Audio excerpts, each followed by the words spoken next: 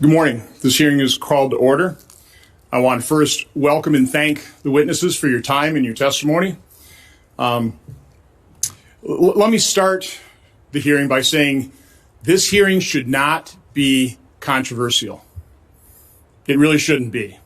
This is something I think we all should want to restore the confidence in our election system. A week ago, when I gave notice to this hearing, there were more standing issues and court cases than there are today. But even though courts have handed down decisions and the Electoral College has awarded Joe Biden 306 electoral votes, a large percentage of the American public does not believe the November election results are legitimate. This is not a sustainable state of affairs in our democratic republic. There are many reasons for this high level of skepticism. It starts with today's climate of hyperpartisanship, which was only exacerbated by the persistent efforts to delegitimize the results of the 2016 election. The corrupt investigation and media coverage of the Russian collusion hoax reduced faith in our institutions, and the ongoing suppression and censorship of conservative perspective by biased media and social media adds fuel to the flames. Senator Grassley's and my investigation and report on the conflicts of interest and foreign financial entanglements of the Biden family is just one example of how media suppression can and does affect the outcome of an election. It is both amazing and galling that all of a sudden, post-election, this has become a news story and a scandal worthy of investigation. With less than a month left in my chairmanship of this committee, the examination of irregularities in the 2020 election will obviously be my last investigation and last hearing as chairman. But oversight into election security should continue into the next Congress because we must restore confidence in the integrity of our voting system. As I said at the start, this effort should be bipartisan. In my statement announcing this hearing, I stated its goal was to, quote, resolve suspicions with full transparency and public awareness. What's wrong with that? That is what good oversight can accomplish. Unfortunately, Senators Schumer and Peters ignored my statement and instead chose to politically attack me in this hearing. As I commented in last Thursday's hearing on early treatment of COVID, closed-mindedness is a root cause of many problems we face. And just a quick aside about that hearing, about 7 days ago, it was attacked, unfortunately boycotted by Democrat members of this committee, except for a rather politically charged opening statement by Senator Peters. Two of those witnesses, two of those doctors who have the courage to treat COVID patients, told me, I think one of them told the committee, they're Democrats. And they were very disappointed by that boycotting by Democrats, that closed-mindedness, that politically charged opening statement. But to prove the worthiness and the value of that hearing, Dr. Corey, one of those Democrats, a person who's shown immense courage in treating successfully COVID patients, his 10-minute opening statement has received more than 4.4 million views in just the last 7 or 8 days. Obviously, Americans need that information. They have the right to know about early treatment, and they have the right to try early treatment. So my last pitch before I return to this hearing, if you or somebody you know gets COVID, seek a doctor. Again, you need doctor participation in this, but find a doctor who will at least consider and talk to you about early treatment. On with this hearing. Much of the suspicion comes from a lack of understanding how everything works and how much variety there is in the way each precinct, county, and state conducts their elections. Even though decentralization makes it more difficult to understand the full process, it also dramatically enhances the security of our national elections. In addition to the witnesses testifying today, we spoke to state and local officials, as well as suppliers of election machinery, equipment, and data. I believe the alleged irregularities can be organized into 3 basic categories. Number 1, lax enforcement or violations of election laws and controls. 2, allegations of fraudulent votes and ballot stuffing. And 3, corruption of voting machines and software that might be programmed to add or switch votes. In the time we had, it was impossible to fully identify and examine every allegation. But many of these irregularities raise legitimate concerns, and they do need to be taken seriously. So here's a brief summary of what we did learn. And a lot of this should provide American public comfort in the integrity of our election system. First, multiple controls do exist to help ensure election integrity. Voter registration rules and election logs for both in-person and absentee vote balloting are used to verify eligible voters and help prevent fraudulent voting. But it is not a perfect system, as we will hear in testimony today. We have increased the percentage of votes using paper ballots from 82% in 2016 to 95% in 2020, and a lot of that had to do with the efforts of CISA and Chris Krebs, recognizing that was a vulnerability in our system, not having that audit trail. So this is a significant improvement in providing a backup audit trail, but only if full or statistically valid recounts occur.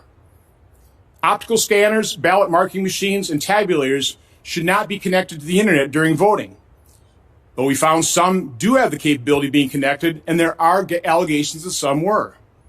Once voting ends, those machines print out a paper report and also transmit voting data in digital form in two separate data streams, from precinct to the county level and then the state level. The first data stream, this is the official stream, is sent to the official state election management systems, and the second unofficial stream is to the unofficial media reporting system through companies like Edison Research and the Associated Press. There is no uniform method of transmission. It is not fully automated, and thousands of human beings are involved in the process. So human error does occur, but that is what paper backups and post-election canvassing is designed to catch. Today we will hear testimony on how election laws in some cases were not enforced, and how fraudulent voting did occur, as it always does. The question that follows is whether the level of fraud would alter the outcome of the election. This year, in dozens of court cases, through the certification process in each state, and by the Electoral College vote, the conclusion has collectively been reached that it would not. However, lax enforcement, denying effective bipartisan observation of the complete election process, and failure to be fully transparent or conduct reasonable audits has led to heightened suspicion.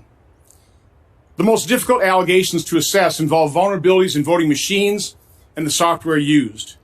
In order to effectively determine the extent to which voting machines were subject to nefarious intrusion or other vulnerabilities, computer science experts must be given the opportunity to examine these allegations. This is a complex issue that has been under congressional scrutiny for years. Since 2018, I'm aware of 3 oversight letters requesting information from the main suppliers of voting machines. This oversight is focused on Election Systems and Software LLC, Dominion Voting Systems, Inc., and Hart InterCivic, Inc. Today we have a witness from the Election Assistance Commission, which certifies voting machines, to describe what has been done and what more can be done to address any vulnerabilities. On March 7, 2018, it was reported that Senators Klobuchar and Shaheen asked, quote, major vendors of U.S. voting equipment whether they had allowed Russian entities to scrutinize their software, saying the practice could allow Moscow to hack into American election infrastructure. Then last year, on March 26, 2019, Senators Klobuchar, Warner, Reid, and Ranking Member Peters wrote, quote, the integrity of our elections remain under serious threat. Our nation's intelligence agencies continue to raise the alarm that foreign adversaries are actively trying to undermine our system of democracy and will target the 2020 elections as they did in 2016 and 2018 elections. A combination of older legacy machines and newer systems, vulnerabilities in each present a problem for the security of our democracy, and they must be addressed. And then on December 6, 2019, Senators Warren, Klobuchar, Wyden, and Congressman Pocan wrote, quote, we are particularly concerned that secretive and trouble-plagued companies owned by private equity firms and responsible for manufacturing and maintaining voting machines and other election administration equipment, quote, have long skimped on security in favor of convenience, leaving voting systems across the country prone to security problems. Moreover, Again, this is a quote from that letter. Moreover, when state and local officials work on replacing antiquated machines, many continue to run an old software that will soon be outdated and more vulnerable to hackers. The letter continues. In 2018 alone, voters in South Carolina were reporting machines that switched their votes after they'd inputted them. Scanners were rejecting paper ballots in Missouri, and busted machines were causing long lines in Indiana. In addition, these senators write, researchers recently uncovered previously undisclosed vulnerabilities in nearly 3 dozen back-end election systems in 10 states. And just this year, after the Democratic candidate's electronic tally showed he received an improbable 146 votes out of 55,000 cast in a Pennsylvania state judicial election in 2019, the county's Republican chairwoman said, nothing went right on election day. Everything went wrong. That's a problem. These problems threaten the integrity of our election. Now, again, those were 3 letters from Democrat members of Congress. Now, maybe I missed it, but I don't recall the media or anyone else accusing these 8 congressional Democrats of indulging in, quote, quackery and conspiracy theories, unquote, quote, or their letters of being a, quote, ridiculous charade, unquote, as Senator Schumer did when he used those exact same words attacking me in this hearing on the Senate floor. The fact that our last 2 presidential elections have not been accepted as legitimate by large percentages of the American public is a serious problem that threatens our republic. I do not say that lightly. This hearing is part of what should be ongoing congressional oversight that is meant to transparently address that serious problem. So before I turn it over to Senator Peters, I do want to remark this is my last hearing as chairman. I want to express the fact that I think it's been an honor and privilege to serve. I think our track record, even though a couple last hearings, some of these investigations have grown to be a little rancorous, I regret that, but I think we really have an excellent track record of achievement. Over 100 bills passed and signed into law in this committee, 200 others passed by the committee, maybe not signed into law, but that can act as a foundation for future legislation. And so again, I just want to thank everybody for working together, staff. It's really been an honor and privilege, and I look forward to trying to find those areas of agreement of things we can look into together to give the American people the information they need to know as it relates to government and other issues. So, Senator Carper, thanks for calling it. With that, I'll turn it over to Senator Peters. Thank you, Mr. Chairman, and thanks to our witnesses for being here today. You know, Mr. Chairman, if we have learned anything over the past few years, it's that we cannot take our democracy for granted. Our institutions and our democratic norms have been under assault, and when elected leaders fail to stand up to protect them, we just see how quickly things can erode. For generations, Americans have been a shining example for budding democracies around the world. We have shown the world that strong governments and free societies can thrive when political power is entrusted to the people. We have demonstrated that the will of people is above any one individual. And when voters choose their new leaders, power can be transferred peacefully. The president and many of his supporters are, unfortunately, continuing their efforts to undermine the will of the people, disenfranchise voters, and sow the seeds of mistrust and discontent to further their partisan desire for power. Whether intended or not, this hearing gives a platform to conspiracy theories and lies, and it's a destructive exercise that has no place in the United States Senate. Joe Biden won the election more than 5 weeks ago with 306 electoral votes and received the most popular votes for a presidential candidate in American history. All 50 states and the District of Columbia have certified those results. The Electoral College met Monday, and all affirmed that Joe Biden will be the president on January 20th, 2021. It's a result that the majority of the American people recognize, along with the leaders of more than 150 countries around the world. Yet even after all of that, significant numbers of Republican elected officials have been slow to publicly acknowledge that Joe Biden will be the next president of the United States. I appreciate that yesterday, several of my Republican colleagues made their first public comments acknowledging this fact. And I appreciate that even the chairman's rhetoric around this election has evolved over the last 24 hours. But let me be clear, deciding to move forward with this hearing is still dangerous. Elected leaders who are chosen by the voters to help uphold our institutions and democratic values spent weeks either turning a blind eye or parroting provocative rhetoric and false claims about this election.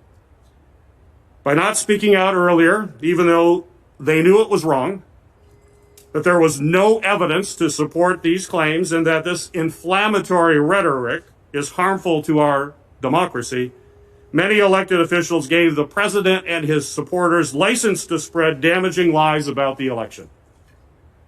We have known for weeks that there was no widespread voter fraud, a fact that President Trump's own Department of Justice has confirmed. There was no election interference, and the election wasn't rigged. In fact, independent election security officials and the Department of Homeland Security have called this election, quote, the most secure in American history, end of quote. We're going to hear directly from the former director of CISA, who will testify today about that fact. In the face of intimidation from the president and his supporters, including threats of violence and even death, election officials in states across the country certified their results as accurate. More than 50 post-election lawsuits filed by the Trump campaign have been dismissed or withdrawn, including by the United States Supreme Court, because there is simply no evidence to support these claims in a court of law. And despite the title of today's hearing, there were no widespread election irregularities that affected the final outcome. These claims are false, and giving them more oxygen is a grave threat to the future of our democracy. Now, I understand the chairman's desire to ensure our elections run smoothly, and I agree that we need to restore faith and trust in our election process. But I'm concerned that today's hearing will do more harm than good by confusing a few anecdotes about human error with the insidious claims the president has aired. Mistakes do happen in elections, but there's a difference between a clerk making an error that gets caught and corrected during routine audits and calling the entire election fraudulent or stolen when there is no evidence just because you do not like the outcome. Amplifying these obviously false narratives about fraud or irregularities corrodes public trust. It threatens national security, and it weakens our democracy and our standing around the world. Every time the president or his followers make these false claims, they destabilize our relationships with our allies and allow authoritarian adversaries to undercut American democratic leadership around the globe. Democracy and a free society are not guaranteed. We have seen democracies around the world crumble because of similar words and actions. When executives abuse their power, when political leaders work to stifle the free press, and when they delegitimize the principle of one person, one vote, it puts our country on a dangerous path towards authoritarianism. I have faith that our democracy is strong and that it can withstand these attacks. But we need all of our leaders to speak up and condemn this harmful rhetoric. Preserving our democracy takes hard work, and I'm deeply troubled that we're at the edge of a crisis point. Now is the time for American patriots who love this country to say enough is enough.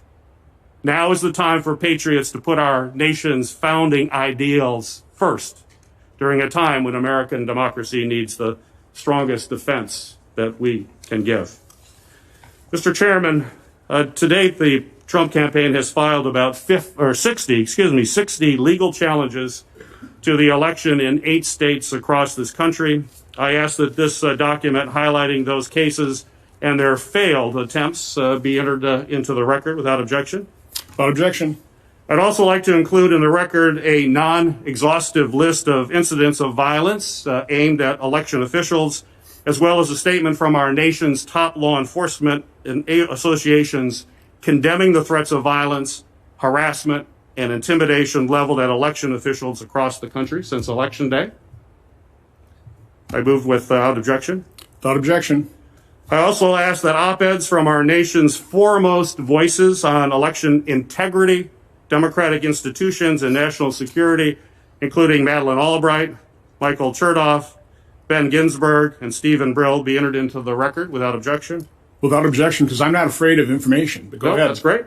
And lastly, I would like to enter into the record a statement from Freedom House President Michael Abramovitz. Freedom House is a non-profit, nonpartisan organization dedicated to the expansion of freedom and democracy across the world. Without objection, Mr. Chairman. Without objection. Thank you, Mr. Chairman. Again, I don't see anything dangerous about evaluating information, about doing legitimate congressional oversight. Nothing dangerous about that whatsoever. As I said in my last hearing, closed-mindedness is a real problem for a lot of the issues we face today. I won't need to, should have entered in the record the Reuters article from March 7, 2018, describing in the letter from Senators Klobuchar and Shaheen. Also into the record, the March 27, 2019 press release and letter from Senators Klobuchar, Warner, Reid, and Peters, which let me just read a segment from that letter again. The integrity, this is Senator Peters joining and writing this letter. The integrity of our elections remain under serious threat. Our nation's intelligence agencies continue to raise the alarm that foreign adversaries are actively trying to undermine our system of democracy and will target the 2020 elections as they did in 2016 and the 2018 elections. A combination of older legacy machines and newer systems, vulnerabilities in each present a problem with the security of our democracy, and they must be addressed until, I guess, right now, let's move on. Let's not worry about this, because if we look at this, it's dangerous to our democracy. Okay. Also, the December 6, 2019 letters written by Senators Warren, Klobuchar, Wyden, and Congressman Pocan to those same equipment manufacturers. I would also like to enter the responses from Dominion and Hart to the March 27th letter, but the ranking member's staff had an objection. Do you object to that? The responses? Okay, so we'll enter those in the record. And finally, there's a really interesting article recently written by Matt Taibbi, who, again, I don't know his political affiliation, seems to be a pretty straight-up reporter, the things I read of him, but if I were to guess, and no offense, Mr. Taibbi, I think you might be a little bit left of center, but the title is "The YouTube Ban is Un-American, Wrong, and Will Backfire. Silicon Valley couldn't have designed a better way to further radicalize Trump voters." And the reason I want to enter this in this article in the record, I really hope people read it, because it really speaks to an awful lot that I covered in my opening statement of why we're in this unsustainable state of affairs in this country, where after 2016, 4 years of resistance, failing to recognize, refusing to recognize the legitimacy of that election, and here we are again. This is not sustainable. But anyway, again, I want to welcome the witnesses. It is the tradition of this committee to swear in witnesses. So those via WebEx, if you raise your right hand, you here in person, please rise. Raise your right hand. Do you solemnly swear that the testimony you will give before this committee will be the truth, the whole truth, and nothing but the truth, so help you God? I do. So our first witness is coming via WebEx, Judge Kenneth Starr. Judge Starr served as a judge on the D.C. Circuit Court of Appeals from 1983 to 1989. Mr. Starr has argued 36 cases before the Supreme Court, including 25 cases during his service as Solicitor General of the United States from 1989 to 1993. From 1994 to 1999, he was appointed to serve as independent counsel for 5 investigations. Mr. Starr has had a distinguished career in academia and continues to write articles and serve as a guest commentator on a variety of media programs. Judge Starr. Well, thank you, Mr. Chairman and Ranking Member Peters and members of the committee. It's an honor to be with you, even remotely. Over a century ago, the Supreme Court of the United States wrote this: "The right to vote is a fundamental political right, preservative of all rights." And over our 231 years as a constitutional democracy, the story of our American experiment is in no small part a story of expansion and inclusion. And that policy has been undergirded by a desire to achieve human dignity and equality of all persons. In the wake of the Civil War, very briefly, our constitutional history in terms of amendments governing voting. The 15th Amendment served as the capstone of the three post-Civil War amendments, which taken together abolished slavery, guaranteed due process and equal protection to all persons, and then expanding the right to participate to all persons. With the franchise expanding came 100 years ago, the inclusion of women in 1920 as a federal constitutional right, the 19th Amendment, the elimination of financial impediments to vote, the 24th Amendment in 1964. And finally, in the wake of the Vietnam War, the expansion of the vote in federal elections to include 18-year-olds, the 26th Amendment in 1971. And of course, along the way, Congress acted to foster the values of the 15th Amendment through the passage of the Voting Rights Act of 1964 with its extensions over time. Now, underlying this story of ever-expanding voting rights was an assumption, that is one of integrity in the process. Recall the scene in the wonderful movie Selma, as the would-be voter portrayed by Oprah Winfrey was unconscionably stymied in her effort simply to register to vote. Dishonesty caused disenfranchisement and enormous moral outrage. The flip side of racially motivated disenfranchisement is the bedrock concept of treat everyone fairly and be honest in the process. And this bears repeating. Honesty in the electoral process is fundamental to the social bonds that unite us as a free people, echoing the chairman's opening statement. And not surprisingly, the Supreme Court of the United States has severely warned about the dangers and the corrosive effects of dishonesty. Here's what a unanimous Supreme Court wrote in 2006. Confidence in the integrity of our electoral processes is essential to the functioning of our participatory democracy. And the court went on to say, voter fraud drives honest citizens out of the democratic process and breeds distrust of our form of government. So how do we achieve honesty and integrity in elections? It's a challenge for the reason the chairman suggested, decentralization. We have national elections, but we do not have a nationalized election with one set of rules. Indeed, both Article 1 and Article 2 point out the approach of our decentralized government, and that is we look to the states, but specifically state legislatures. Both Article 1, Section 4 of the Constitution and Article 2, Section 1, Clause 2.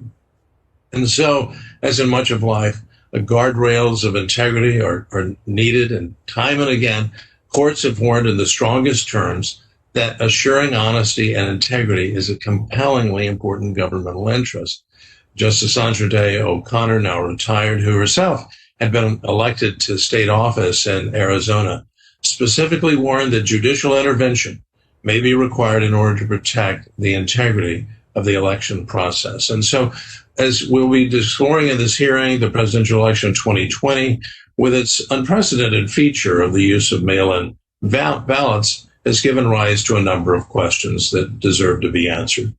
I will, instead of pointing to examples such as in Pennsylvania, where there was a clear violation of the law, and then the statement of Justice Samuel Alito, since my time has now expired, I want to close just by a reminder that in history, there was, in fact, a campaign, an illicit campaign, to deprive Abraham Lincoln of the presidency, and that was through the use of mail-in ballots. So I think in the spirit of the Carter-Baker Commission, it's wise for us, since of the warning that they had with respect to mail-in ballots, to pause and reflect on how we can, in fact, better assure that bedrock factor and feature of integrity in the election process. I thank the chairman and I thank the committee. Look forward to your questions. Thank you, Judge Starr. Our next witness is Commissioner Donald Palmer.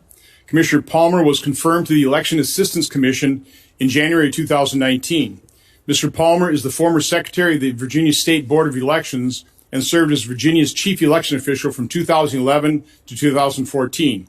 He also served as an intelligence officer and a judge advocate general. Commissioner Palmer. Good morning, Chairman Johnson and members of the committee and the ranking member. I'm thankful for the opportunity to testify before you this morning on the 2020 general election and the efforts of the Election Assistance Commission to secure the nation's voting systems. Election officials, the commissioners, and the staff of the EAC have a duty to ensure the accuracy and integrity of the voting systems used throughout the nation. Our mission is to support the chief election officials, the directors of elections and administrators in all localities across the country. As the only federal agency completely dedicated to election administration, the EAC is charged with facilitating secure, lawful, and accessible elections. Under the Help America Vote Act, the EAC is focused on assisting state and local election officials. We are a bipartisan agency that recognizes the authority of states to conduct federal elections, and that is a cornerstone of our representative democracy. The 2020 general election has underscored the vital importance of comprehensive oversight of voting technology and the companies who manufacture these systems. That oversight is an overlapping process of voluntary federal standards, state certification or approval, and local logic and accuracy testing prior to each election. We work to bolster confidence in democracy by adopting voluntary voting system guidelines periodically. We test voting systems, we accredit test laboratories, and serve as a national clearinghouse of information on election administration. Let me be clear. The EAC has confidence in the voting systems we certify and in the state and local election administrators who ran the election. First and foremost, that's due to the process the voting system manufacturers must undergo to receive federal certification. Before voting machines and election management systems are used in elections, the systems undergo rigorous hardware and software testing by laboratories accredited by the EAC and the National Institute of Standards and Technology, or NIST. There are currently 2 accredited voting system laboratories, ProV&V and SLI. Currently, the EAC's quality monitoring program includes auditing voting system test laboratories and manufacturing facilities, conducting field reviews of EAC-certified voting systems, and gathering information on voting system anomalies on EAC-certified voting systems. I strongly support additional auditing, additional field reviews, and resolutions of any anomalies discovered. To apply for EAC certification of a voting system, a company must first apply to register with the agency as a registered manufacturer. Registration requires manufacturers to provide details on their ownership structure, names of officers and members of the board of directors, and any individual or organization with a controlling interest in the company. Additionally, a list of all manufacturing or assembly facilities used by the manufacturer and the name and contact information of the person at each facility responsible for quality management must be provided. There are currently 8 active manufacturers registered with the EAC's testing program. Please note it is not a requirement to be an EAC registered manufacturer to develop and sell voting systems to jurisdictions in the United States. It's a voluntary program. Joining the program requires the manufacturers voluntarily agree to the program's requirements as outlined in the program manual. Requirements include complying with all EAC inquiries and investigations into the uses and status of fielded EAC certified systems. Under our quality monitoring program, these investigations may arise due to technical failures experienced in the field by election administrators, misrepresentations made in regard to the certification status of a voting system, and any deviations in quality in regard to those systems submitted to testing versus what is actually fielded. The EAC staffed an Election Day war room to gather information on issues reported by the media and election officials. 5 of the 8 manufacturers participated in those calls. Additionally, the program is following up with election officials and voting system manufacturers to obtain any information on claims of irregularities reported in the media during the general election. This effort is ongoing. Jurisdictions across the United States also perform a series of logic and accuracy tests prior to operating those voting machines in polling places. We support those efforts through technical assistance and best practices and our grant monies. Election officials conduct post-election audits to verify the completeness and accuracy of the tabulated votes. I'm going to conclude with stating that we recognize the need to do more than ever to strengthen the confidence in the integrity of our elections. HAVA set forth an ambitious agenda for the EAC, one rooted in protecting the foundation of our democracy. Despite the challenges in recent years, the EAC has faithfully fulfilled its obligation and even expanded the support it provides to election administrators and to voters. We look forward to working with Congress in a bipartisan manner as we continue our efforts to help America vote. I'm happy to answer any questions following this testimony. Thank you. Thank you, Commissioner Palmer. Our next witness is here in person, Mr. James Trupas. Mr. Trupas serves as the lead attorney for the Trump campaign in Wisconsin. From 2015 to 2016, Mr. Trupas served as the circuit court judge in Dane County, Wisconsin. He is currently a partner at the Trupas Law Office. Mr. Trupas.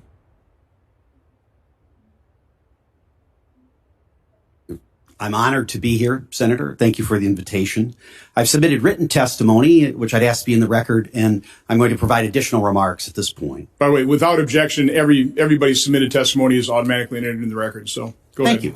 Thank you. So the absentee voting in Wisconsin is treated quite differently, I believe, than other parts of the country. Let me read for you what the legislature found. It's in our statutes. It says that the legislature finds that the privilege of voting by absentee ballot must be carefully regulated to prevent the potential for fraud or abuse, to prevent overzealous solicitation of absent electors who may prefer not to participate in an election, to prevent undue influence on an absent elector to vote for or against a candidate.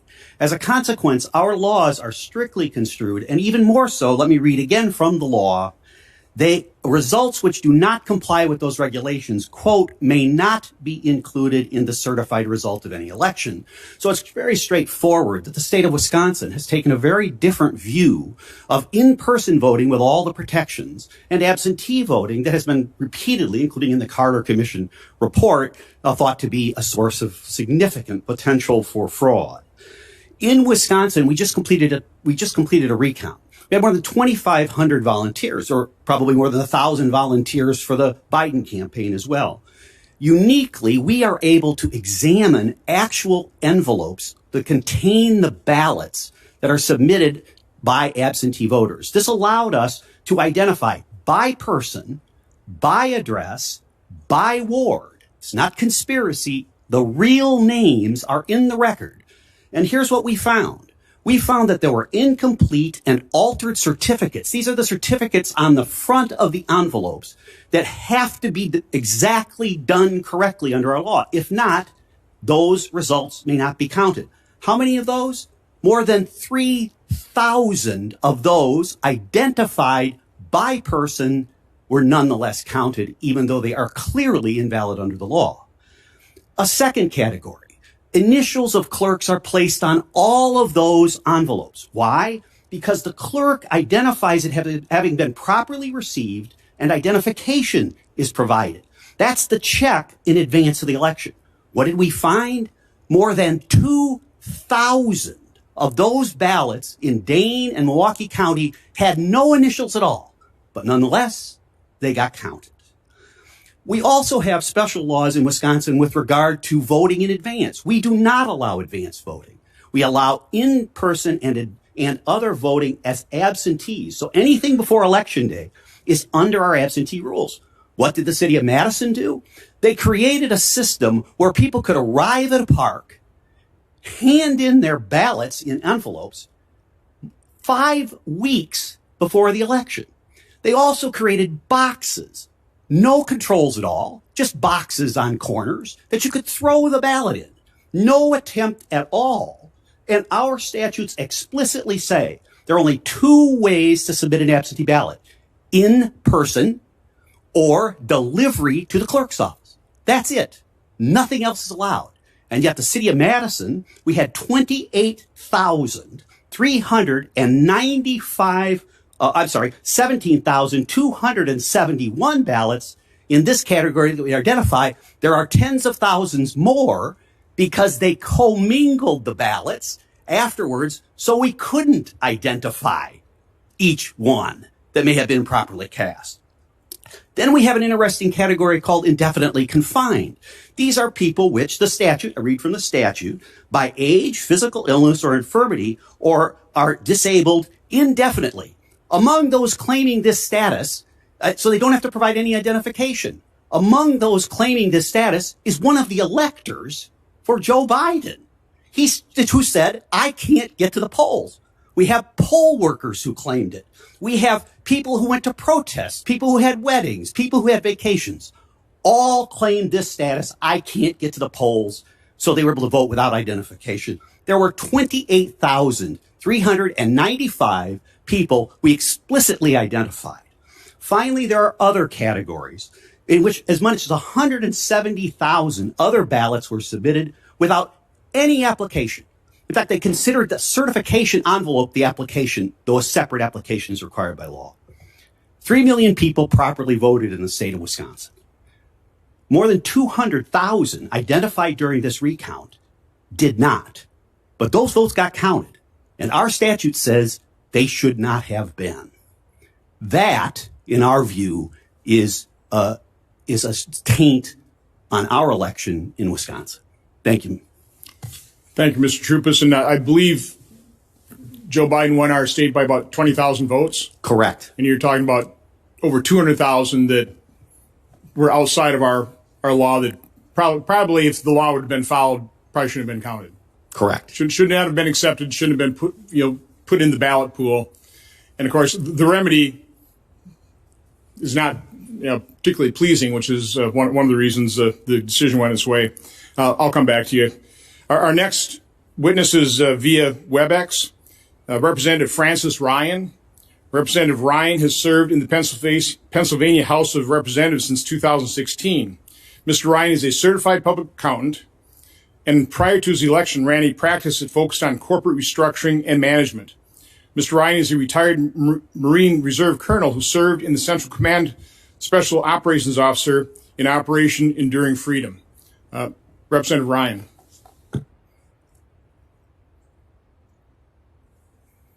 Thank you so much for the chance to be with you today. The mail-in ballot system for the general election in 2020 in Pennsylvania was so fraught with inconsistencies and irregularities that the reliability of the mail-in votes in the Commonwealth of Pennsylvania is almost impossible to rely upon. The evidence of these violations of the Pennsylvania election laws as enacted, the election security safeguards, and the process flaws include things such as actions by the Pennsylvania Supreme Court, which undermined the controls inherent in Act 77 of 2019. The controls which were undermined included, on September 17th, 2020, the Supreme Court unilaterally extended the deadline for mail-in ballots to be received to 3 days after the election.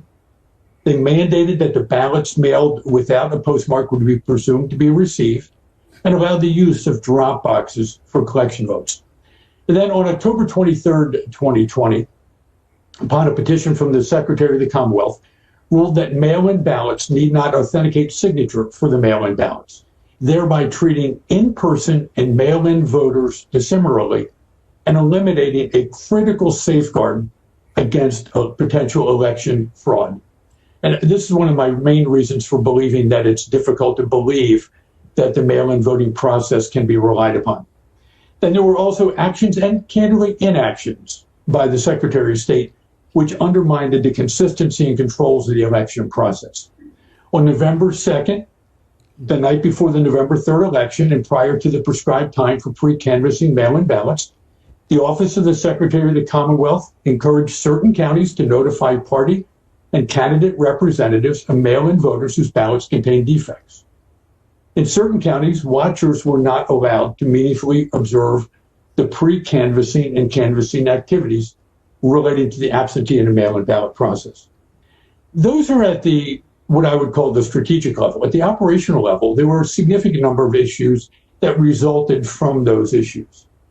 The Pennsylvania election system is the Shore system, and some of the issues that took place actually called into question the consistency. For example, in the case of an overvote in case of Philadelphia County, on November 4th, 11:30, the Department of State posted updated mail-in vote counts for Philadelphia County, showing 508,112 ballots, despite the fact that only 432,873 ballots were, in fact, issued to voters.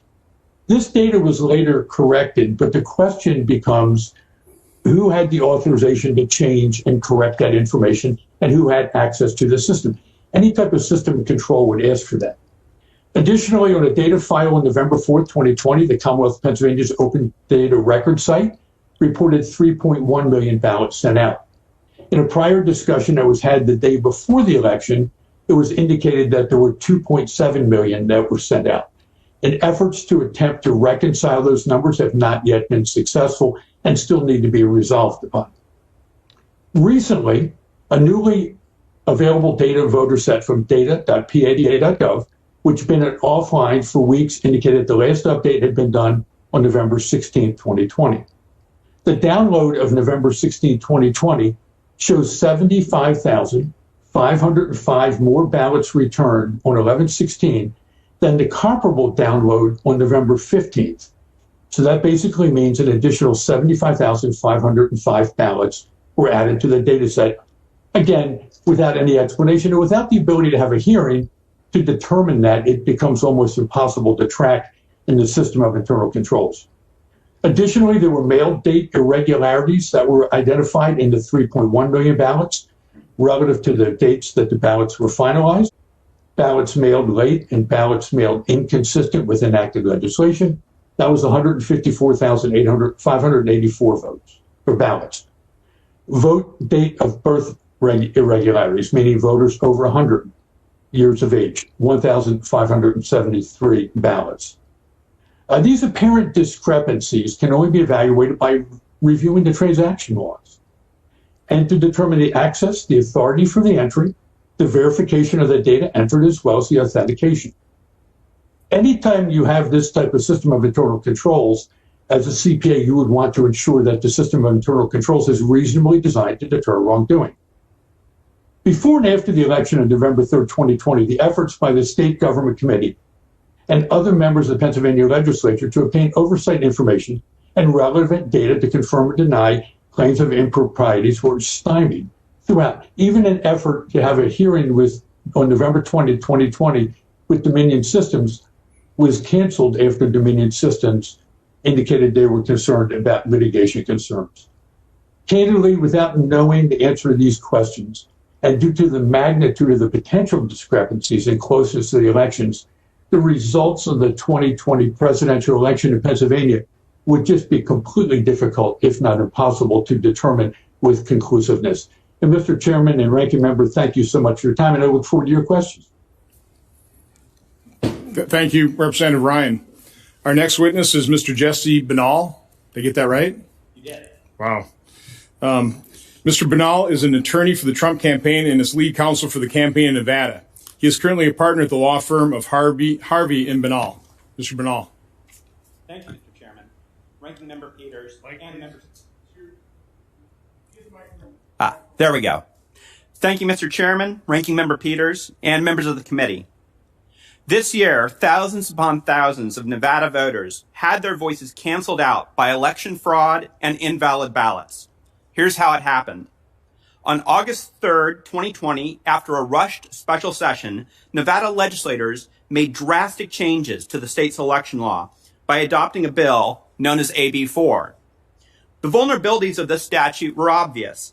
It provided for universal mail voting without sufficient safeguards to authenticate voters or ensure the fundamental requirement that only one ballot was sent to each legally qualified voter.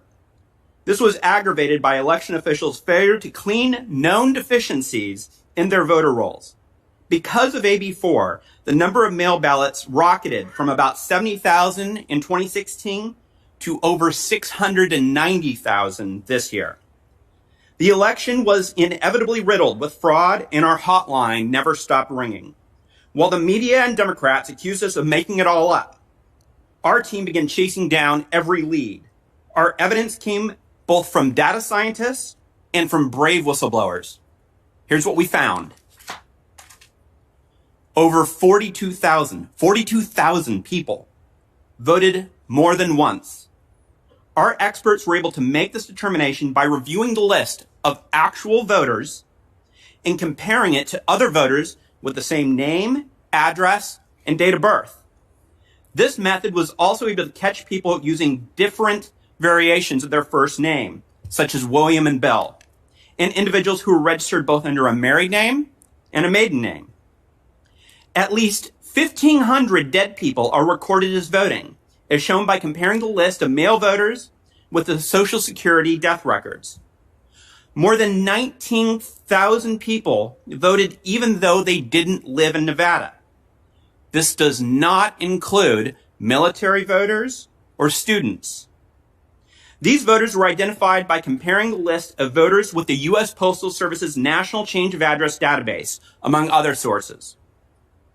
About 8,000 people voted from non-existent addresses. Here we cross-reference voters with the Coding Accuracy Support System, which allowed our experts to identify undeliverable addresses. Over 15,000 votes were cast from commercial or vacant addresses. Our experts found these voters by analyzing official U.S. Postal Service records that flag non-residential addresses and addresses vacant for more than 90 days. Incredibly, almost 4,000 non-citizens also voted, as determined by comparing official DMV records of non-citizens to the list of actual voters in the 2020 election. The list goes on.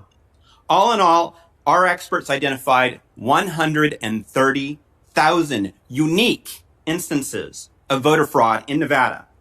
But the actual number is almost certainly higher.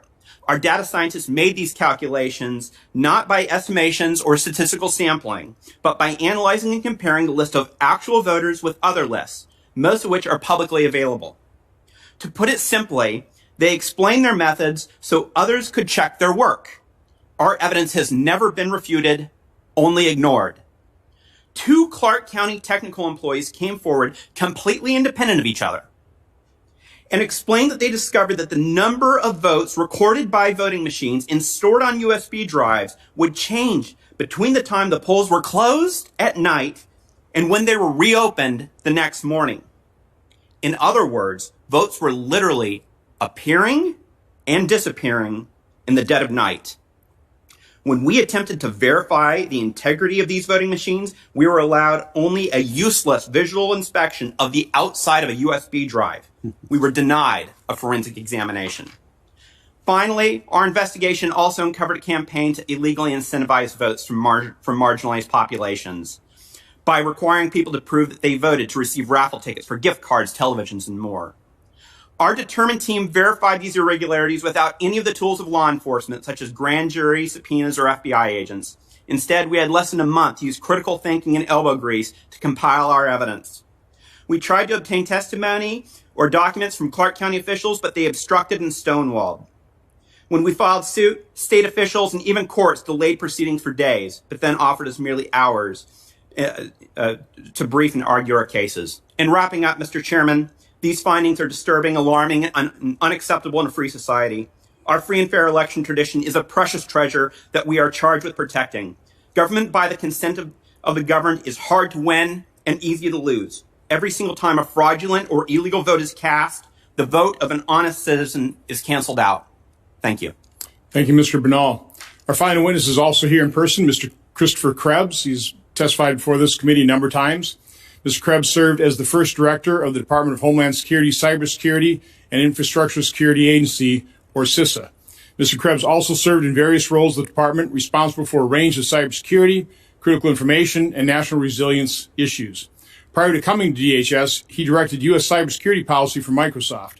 Mr. Krebs also served in the Bush administration, advising DHS leadership on domestic and international risk management, as well as on public-private partnership initiatives. Mr. Krebs, welcome back. Chairman Johnson, Ranking Member Peters, and members of the committee. As you know, I previously served as the director of the Cybersecurity and Infrastructure Security Agency, or CISA. This was a job of a lifetime for me and a tremendous opportunity to serve the nation. When I sat before this committee in 2018 for my confirmation hearing, I cannot have imagined how challenging and rewarding this job would be. That's why it's such an honor to appear before this committee today to testify about the extraordinary efforts of the election security community to protect the 2020 election, a difficult task complicated by the ongoing global pandemic. But before I get into the substance of my remarks, I'm grateful to this committee and your leadership and your guidance over the last several years. First, in shepherding what's probably the best of the 100 bills that came through the committee, your efforts for the CISA, the CISA authorizing statute, and your support of CISA's efforts securing our elections. The nation should also thank the many federal, state, and local government election partners for the crucial work that's been done that would give our citizens the confidence that their vote was counted as cast. We should also be taking a victory lap, celebrating a job well done. Consider where we started. When I rejoined the Department of Homeland Security in 2017, America had just endured a broad attack on democracy, owing to the now well-documented interference campaign by the Russian Federation. Whatever their other motivations, this campaign sought to undermine confidence in our democratic institutions. Building on the universal agreement across the national security community that we cannot allow that to happen again, the CISA team started with what needed to be improved based on the 2016 elections. First, we needed to improve our relationships with our state and local election officials, the individuals that actually run our elections. Second, we needed to improve the security and resilience of election systems, particularly by phasing out voting machines without paper ballots.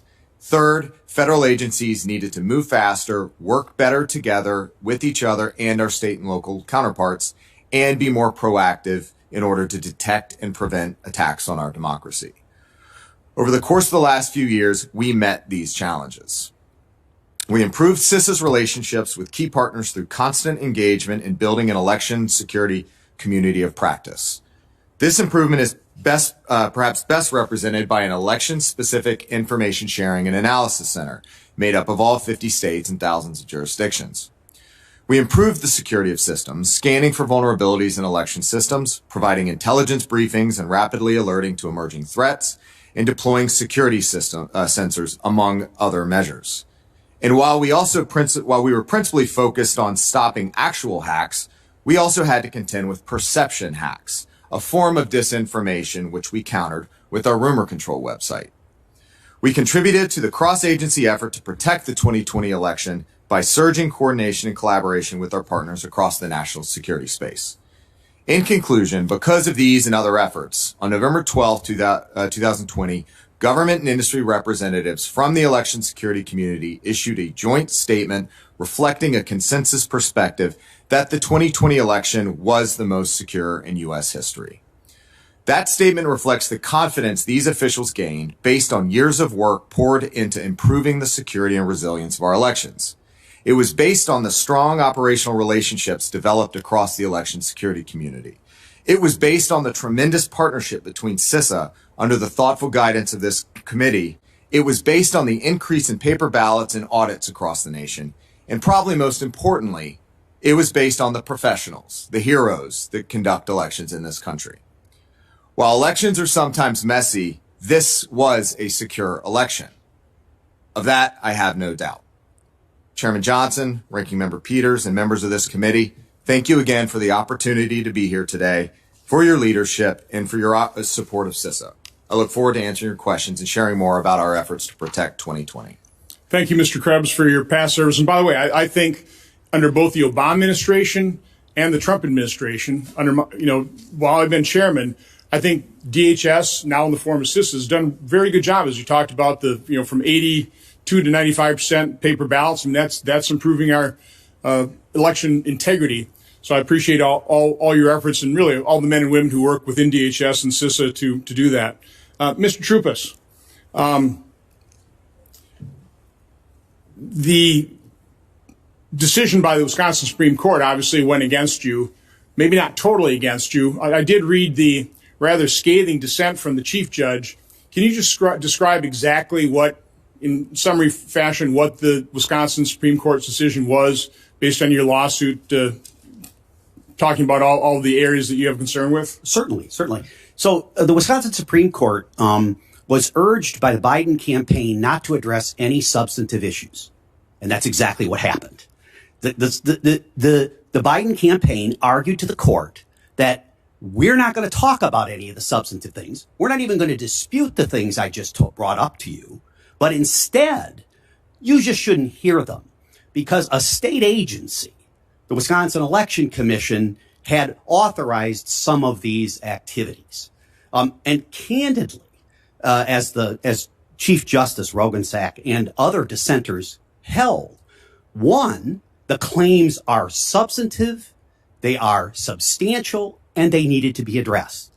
Second, the Wisconsin Election Commission is a bureaucratic organization explicitly that the same court just 4 months ago said has no meaning. It is not law. It is some advice given, and that the statute should control. We were disappointed, not so much in the decision, but in the fact that the decision itself is premised not on an analysis of the law, nor the analysis of the claims. It's an idea that we should not have a transparent system, that you're not going to address these things. And that's what they argued. So it's disappointing, especially in Wisconsin. And Senator Johnson, as you know, we have a long history in Wisconsin, unlike other states, unlike other states, of high transparency. Our recounts were conducted with utmost integrity by both Milwaukee and Dane County, with thousands of volunteers able to look at those items. And it's really a sad day, frankly, when the opposition doesn't argue we're wrong. It argues we shouldn't be heard. That's a strange thing in a state that is so transparent as ours. Just real quick, I know former Director Krebs talked about the men and women who run these elections. I had about at least a half-hour phone conversation with the county clerk of my town of Oshkosh voting precinct and gave me all kinds of good information. I will tell you, if every county clerk ran their elections like Jeanette Mertens does, we'd have a completely secure election. So I think that's true of the vast majority of elections in different precincts. Mr. Banal, Mr. Troop is talking about the law that he was arguing before the Wisconsin Supreme Court was basically ignored. You had a similar statement that it wasn't that the information that you just presented to the committee, it was never rebutted, it was simply ignored. Can you talk about that? Yes, Mr. Chairman. It was extremely disappointing that rather than address our issues and the data that we presented head on, they simply tried to use technicalities and limiting our evidence, limiting the amount of witnesses we could bring forward, saying that we couldn't introduce any live testimony, but only 15 depositions, only use 15 depositions to show 130,000 instances of voter fraud. And then when it went to the Supreme Court of Nevada, they gave us 2 hours to brief the issues before immediately coming down with a decision. A record was over 8,000 pages long. We were never fully considered by those courts. They never took a good hard list at hard evidence. So, Mr. Krebs, I've obviously you've testified here on this specific issue, the potential for foreign interference to have an impact on our elections. We've had private conversations. I've always categorized the ability for foreigners to interfere with the election kind of three buckets. One is changing the vote tallies on the machine. Secondly is hacking into voter registration files, which could cause all kinds of problems, but quite honestly, probably be detected on election day when there's chaos. And then third, what I think is a more serious problem, the one more difficult to detect, is basically the use of social media. You quoted which I can't remember, was that CISA group that declared this the most secure election in our history? Yes, sir. That was the joint Government Coordinating Council and Sector Coordinating Council statement. Okay. One of the reasons I've always stated, based on our discussions, your testimony, that to my knowledge, it's almost impossible to change the vote tally by hacking into these computers was based on the fact that, well, these things are not connected, and most of them don't even have the capability of being connected to the internet. Based on all these allegations people are talking to, it sounds like some of these machines are showing the tabulators can and are connected to the internet. So can you just kind of explain to me what, again, the whole voting machine, tabulation, internet connections is just a huge, confusing mess. Can you speak to that? So I think it's important to step back and actually look at how votes are cast in the country, particularly with paper ballots, and that regardless of any internet connections, regardless of any foreign hacking, as long as you've got the paper receipt. Okay, but let me stop you there. I acknowledge that. Yes, the paper backup is the control if it's used. That was going to be my next question. So set aside the control of the machine process. What is capable? Again, I kind of want to know on what basis, what aspects of this is the most secure, because when you listen to Mr. Troupas and Mr. Bernal, there was fraud in this election. I don't have any doubt about that. There was fraud. We just don't know the extent, and we don't know what the remedy would be when identified. Okay? So again, just speak to the computer aspect of this, the connection to the internet, the possibility if these machines are connected to the internet, or if in the certification process, because I think Mr. Palmer, in our discussions, you were talking a little bit about the fact that people attempted to change the controls or the program in these computers inside that certification process. But Mr. Krebs, just talk to the computer aspect of this, because again, it's the most difficult and confusing aspect of these allegations. There are a number of different systems and machines and computers involved in the entirety of the election process, from registration through ballot design, through ballot printing, to actual voting, into the tabulation and post-election process. Throughout, you're going to, particularly where a vote is cast on election day, those machines tend to and should not be connected to the internet, certainly as a best practice. But some have the capability, don't they? Some may have modems that are typically disabled, but in certain states, I believe in Wisconsin, some are temporarily activated to transmit some counts. But again, when you have paper and you can conduct a post-election audit, if they're it's conducted, an important security control that absolutely that technology in elections are used to facilitate access and increase accuracy of the process. But election officials are very careful that technology is not a single point of failure, and that there are security controls before, during, and after the vote process. Finish just asking the computer thing. We'll come back. My time's already expired, but we'll come back to the, how many audits, the statistical sampling, that type of thing, to use those paper backups to the electronic voting. But, finish this. Right. And there, as you move out from election day, there will be tabulators that may have internet connections to transmit the vote from the precinct to the county level to the state. Again, security controls in place, and as long as you have the paper, can't hack paper, right. you can run that process. But those tabulators are connected on election day, because that's how they transmit the data to the counties and also into the unofficial. In some cases, yes, sir. Yeah. That's right. Okay. Yeah. Okay. I'll follow up. Senator Peters. Thank you, Mr. Chairman. Questions for Mr. Krebs, but before I get to that, I just want to be clear. We've heard a number of statements made by other witnesses. We've heard those statements before. We're continuing to hear those statements. And I would just say, anybody who's watching this hearing, look at the 60 court cases that have been brought before the judiciary in this country, and how the arguments, or I should say the statements, they're not really arguments, they're statements that have been made, have all been rejected by courts of law, including in Wisconsin, which was a Republican judge that rejected the arguments made by this administration. So just take a look at all this that we're putting into the record. Mr. Krebs, CISA has the primary responsibility for working with state and local election officials and the private sector to secure our election infrastructure. I think it's important for folks to realize where you sat and what your responsibilities. And in essence, you were tasked with coordinating with thousands of your partners across the country to ensure the integrity of the 2020 election. That was your job. And by all accounts, you were very successful at that. President Trump's own Department of Justice concluded, and I'm going to quote the Department of Justice in the Trump administration, "We have not seen fraud on a scale that could have affected a different outcome in the election, end of quote. The Election Infrastructure Government Coordinating Council, Executive Committee, and the Election Infrastructure Sector Coordinating Council, comprising of federal, state, and local government officials and numerous private sector organizations from all around the country, jointly call this, quote, the most secure in American history, end of quote. You also echoed this statement, and when you echoed that statement, you were fired by President Trump. He didn't want to hear that, clearly. So my question to you, do you stand by that statement? Have you seen anything in the week since November 4th that would lead you to change your mind?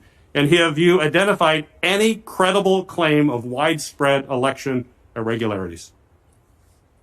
I stand by the claim. I said it in my opening statement. It's in my written testimony. I'm yet to see anything from a security perspective that would change my opinion on that. Fraud is a different matter. It's a criminal matter. But again, bolstered by the Attorney General's statement from last week or recently, again, nothing to change my opinion of that matter.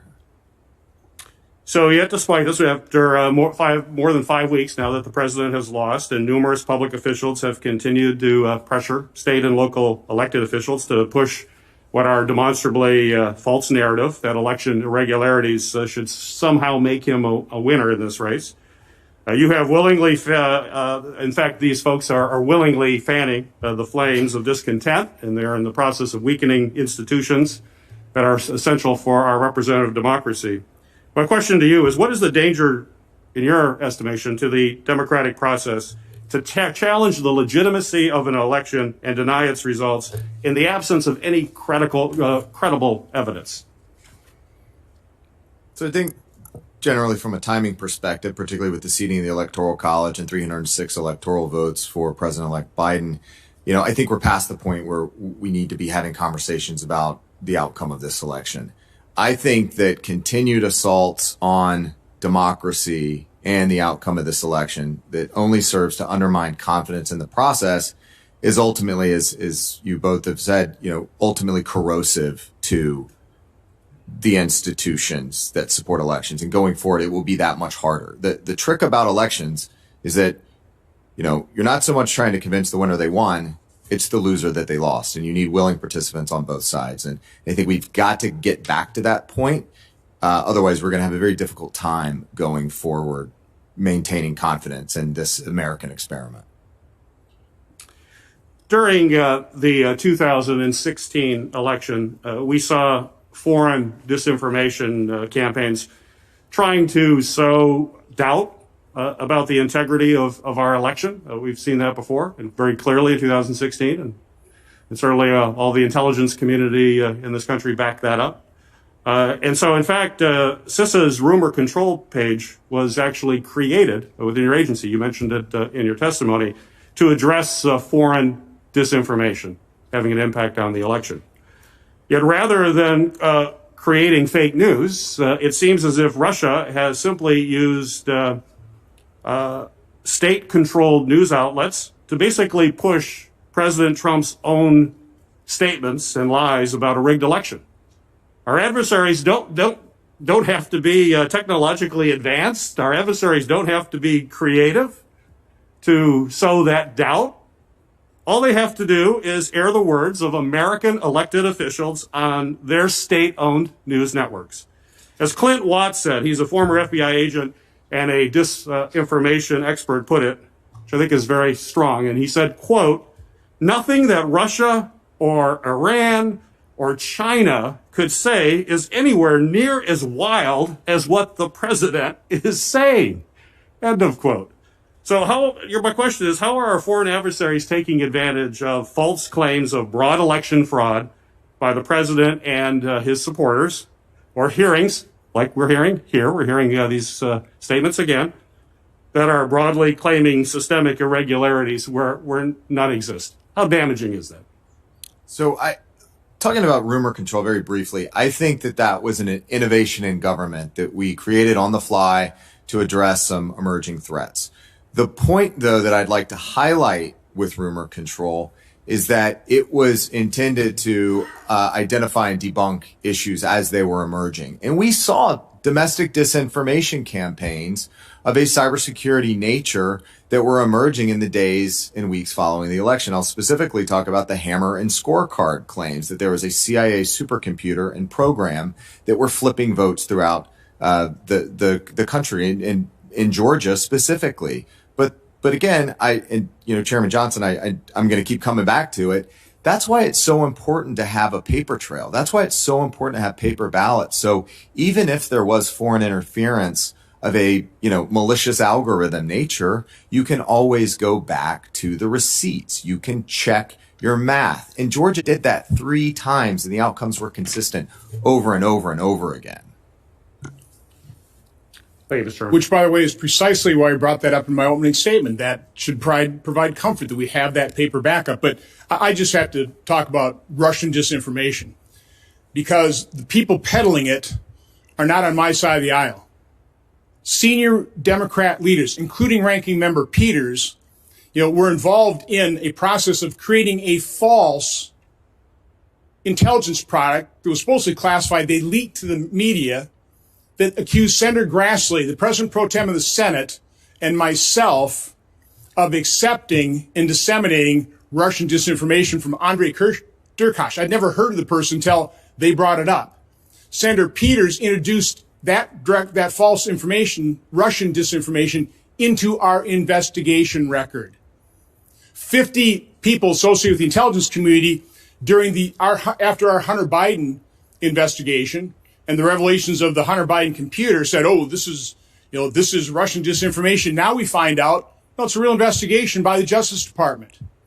So it's just galling, and I just have to point out that the purveyors of Russian disinformation, Hillary Clinton's campaign, the DNC, the Steele dossier, the Ranking Member Peters accusing Senator Grassley and I of disseminating Russian disinformation, that's where the disinformation is coming. That's where the false information, the lies, the false allegations.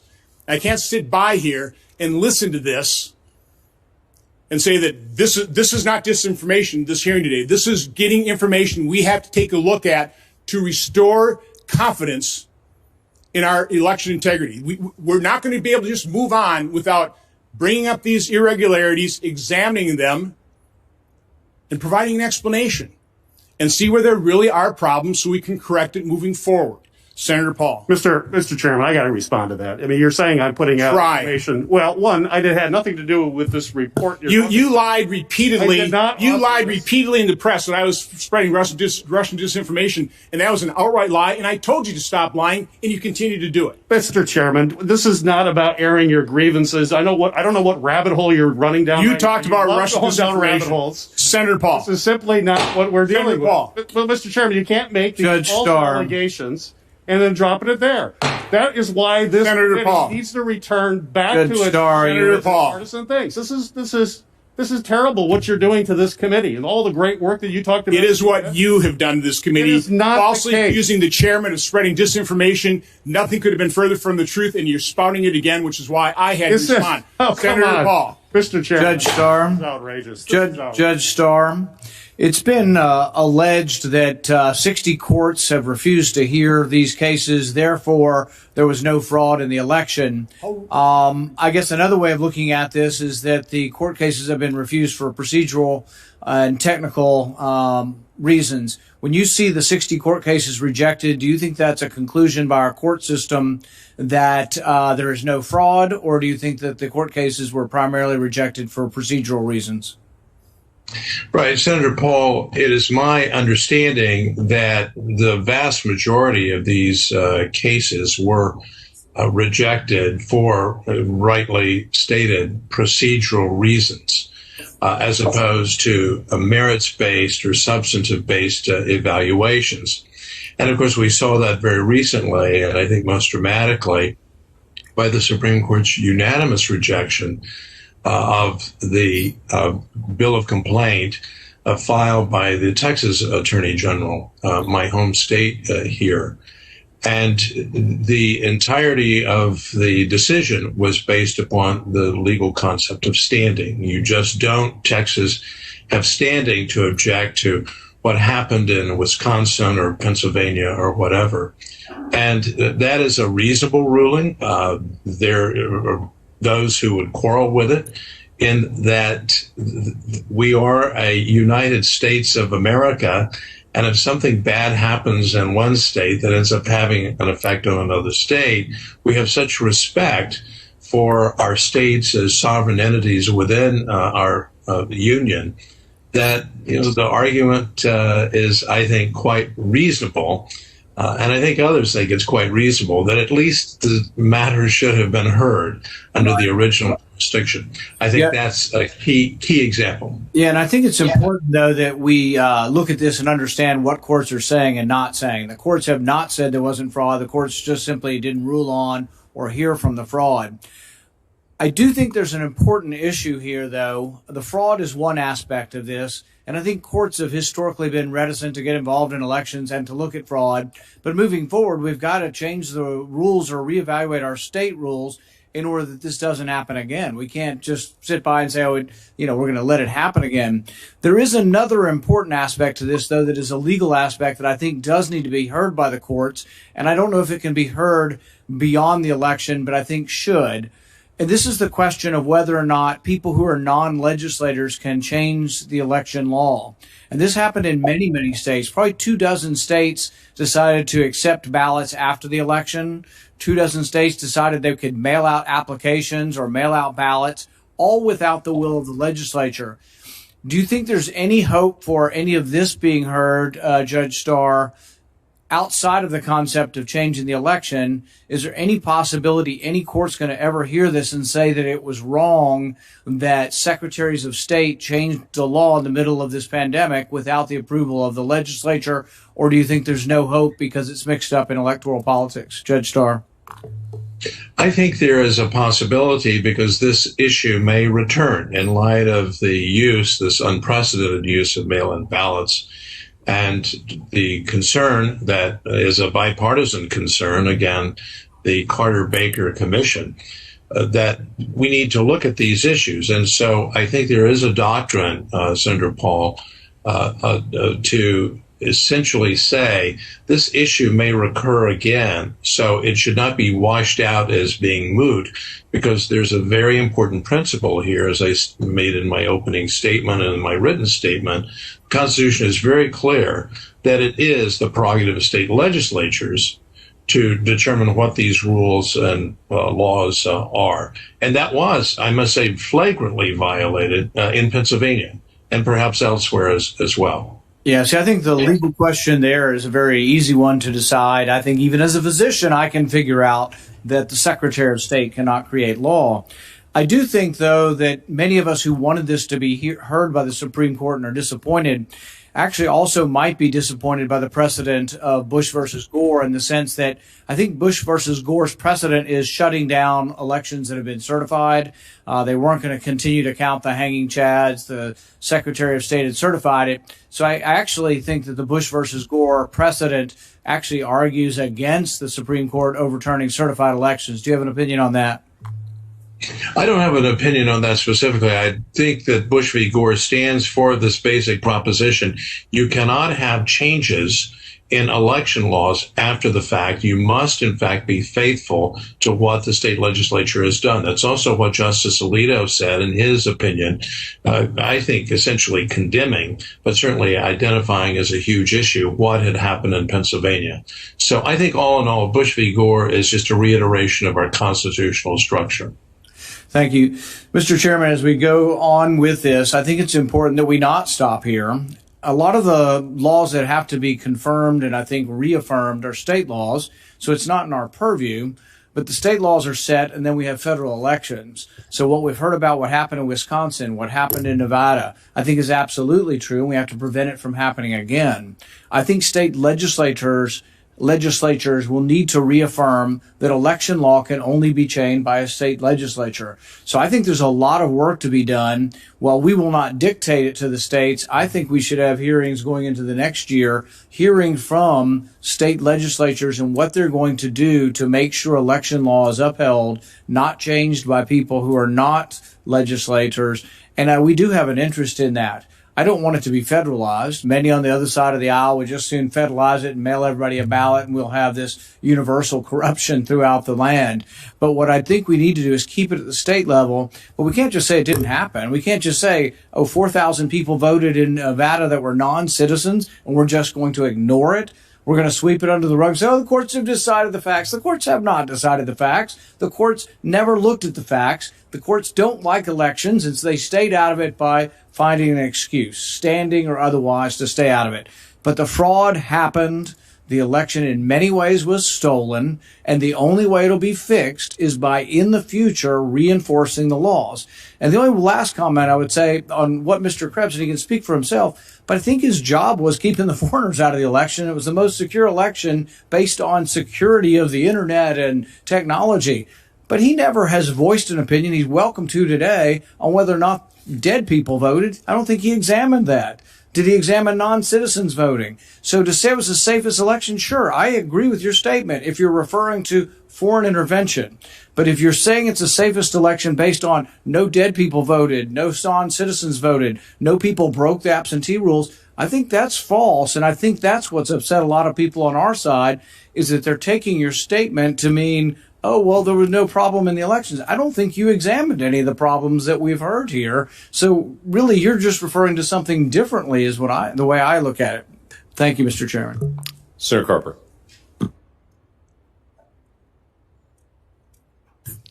Thanks, Mr. Chairman. To our witnesses, those that are here, and those that are afar, we welcome you. I just want to say to Chris Krebs, on behalf of many of us on both sides of the aisle, thank you for your leadership, for a job well done. Thank you for your courage to speak truth to power.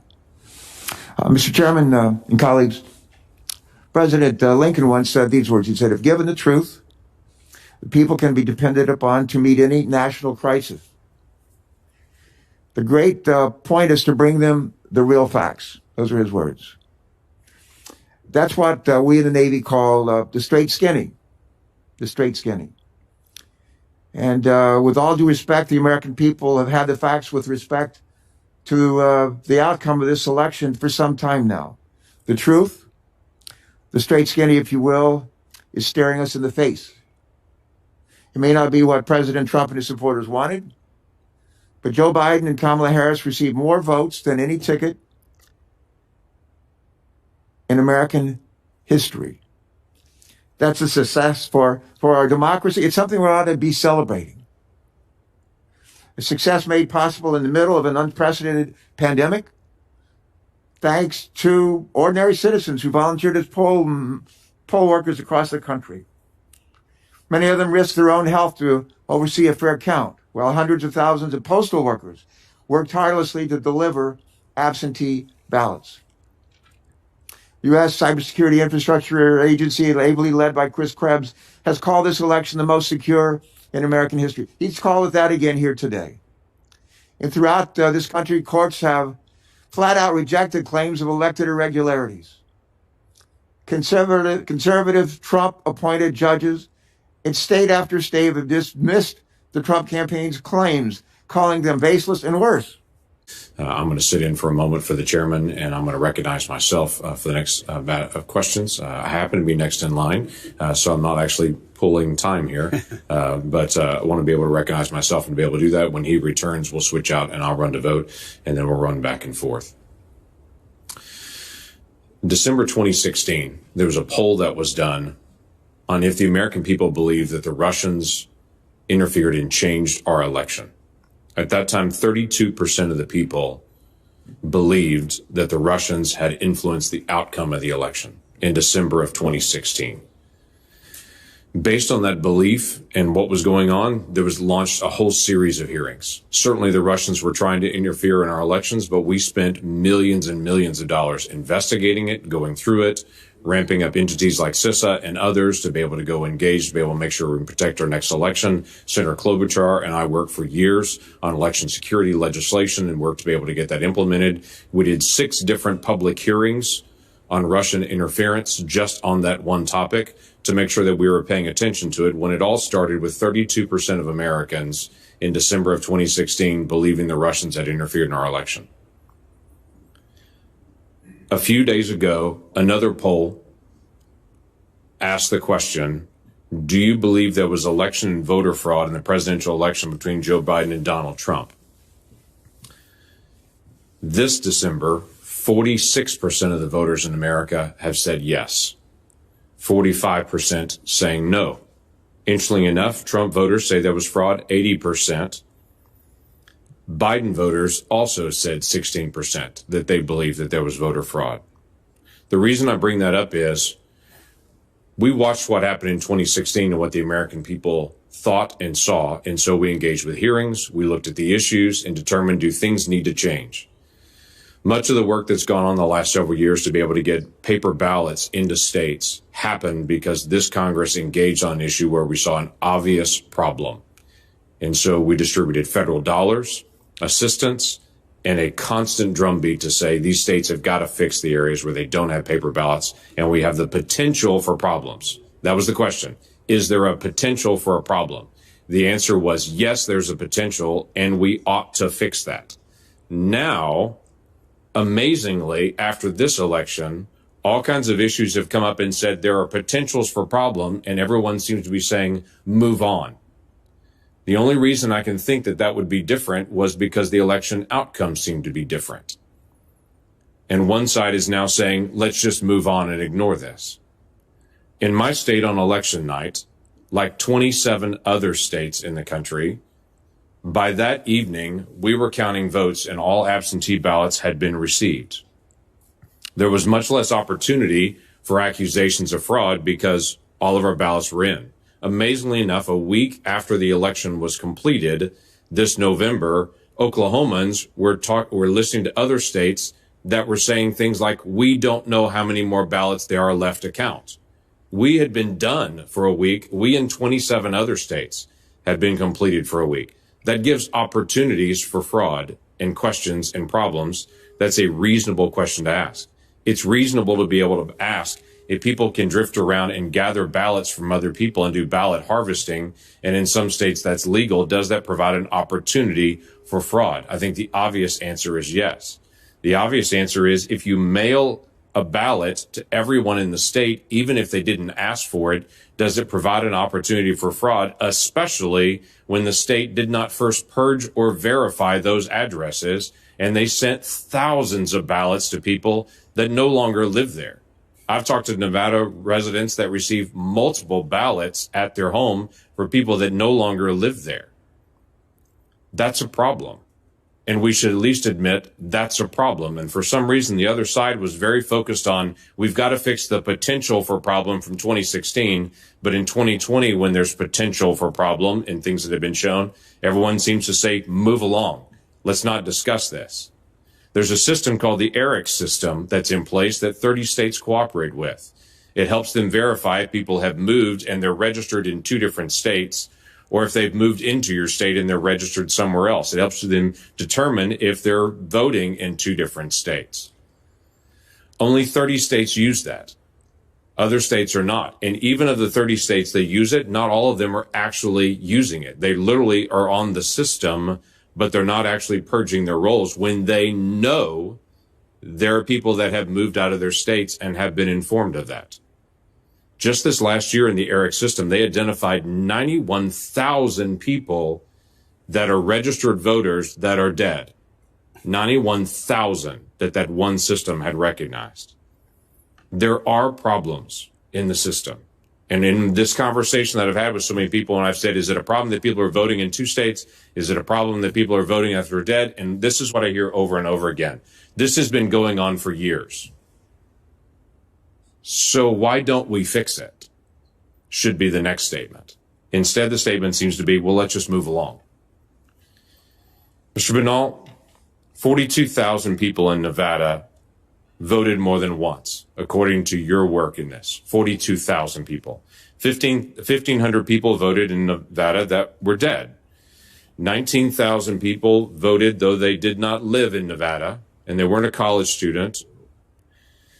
8,000 people voted from a non-existent address. 15,000 people voted though they were registered to a commercial address or a vacant address, and 4,000 people voted in Nevada that are non-citizens.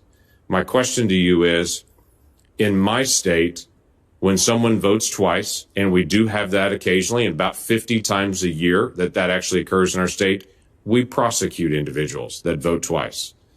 Of this 130,000 instances that you have identified from the 2020 election in Nevada, do you know of any prosecutions currently going on in Nevada for any voter fraud? Not yet, Senator, and that's extremely important. These laws have to be enforced. We, of course, I represent the Trump campaign and the campaign's electors. I don't represent the government. We can't bring prosecutions. But if we are going to enforce voter integrity laws, they must be enforced. And we are confident that although it often takes a long time to put together a fraud case, although it takes prosecutors months, sometimes even years, to go through subpoenas and warrants and using the FBI to go investigate these things, once a good hard look at these cases is examined, an honest look, if we do that, there should be charges brought, because the ranking member brought up in his remarks that when you lose the principle of one person, one vote, the end result is authoritarianism. That's exactly what we're saying here today. Right. And that's a major issue. Mr. Chairman, could I ask for one additional moment? Judge Starr, you've raised twice this issue about Pennsylvania and that the laws of Pennsylvania were changed. In Oklahoma, we did State Bill 210 and State Bill 1779 because we saw with the pandemic there were going to be problems. So our legislature came into session, made a change to be able to adjust for how we were going to do early ballots and early voting. So because we knew that was the law that needed to be followed. Was that done in Pennsylvania? And does it matter who sets the law and the rules for elections? No, it was not done, unfortunately, in Pennsylvania. The governor sought to change the law. The General Assembly of Pennsylvania had met, reviewed, and made various and sundry changes and reforms. And then the Pennsylvania Supreme Court, building what the governor had done, made additional changes. And those, in my judgment, were complete violations of the United States Constitution and flagged as such preliminarily by Justice Samuel Alito. So the Oklahoma legislature did it the right way. Judge Starr, thank you very much. Senator Hassan. Well, thank you very much. Just want to test that folks can hear me. They can. Okay, thank you very much, Mr. Chair, and for our ranking member. I want to also thank all our witnesses for being here today. And I'd like to specifically acknowledge former CISA Director Chris Krebs. Director Krebs, I want to thank you for your work in standing up the agency as CISA's first director and in securing our elections. I remain deeply troubled by your abrupt and unjustified dismissal, which has made our country less safe. Now, more than ever, the challenges of this pandemic and our nation's increased reliance on online services requires the experience and steady leadership that you have displayed. Even so, I want to express my deep thanks to you and to the men and women at CISA for the work that you have done and will continue to do to help make our country and our communities safer. Now, I have 3 questions for you, Director Krebs. Let's start with this one. As the CISA director, you attempted to tackle disinformation campaigns via the rumor control effort by CISA. That's the name you all gave it. Rumor Control is a resource featured on CISA's website to debunk common misinformation and disinformation narratives. So first, in your time as CISA director, were you ever asked by any administration official to refrain from debunking disinformation or misinformation? Yes, ma'am. Thank you for the question. I was never directly approached on any rumor control changes or alterations. I understand my staff was. I told them that if anyone had any problems with what was on rumor control, I was the Senate confirmed leader of the agency. Ultimately, I approved content and they would need to come talk to me about that. And I never got that phone call or visit. But you are saying that staff did report to you that there was outreach from officials asking them to make changes? Yes, ma'am. Were you ever asked to take down an entry that debunked a conspiracy theory? Not directly, no, ma'am. Was your staff? They were asked about some of the content. And again, I reiterated and reinforced that I owned that content. And if anybody had an issue with it, they needed to come talk to me. Was it ever implied that your job was at stake if you didn't ease up on debunking disinformation? I certainly never interpreted any statements or anything along those lines. No, ma'am. Well, I would like to explore with you further, perhaps after this panel, some of what you just said in terms of your staff, but I want to move on to a couple of other things just in the interest of time. Director Krebs, given your experience with tackling disinformation, I want to talk about the post-election disinformation campaign that has been waged. The president and many others have tweeted outlandish claims of massive voter fraud and truly wild conspiracy theories.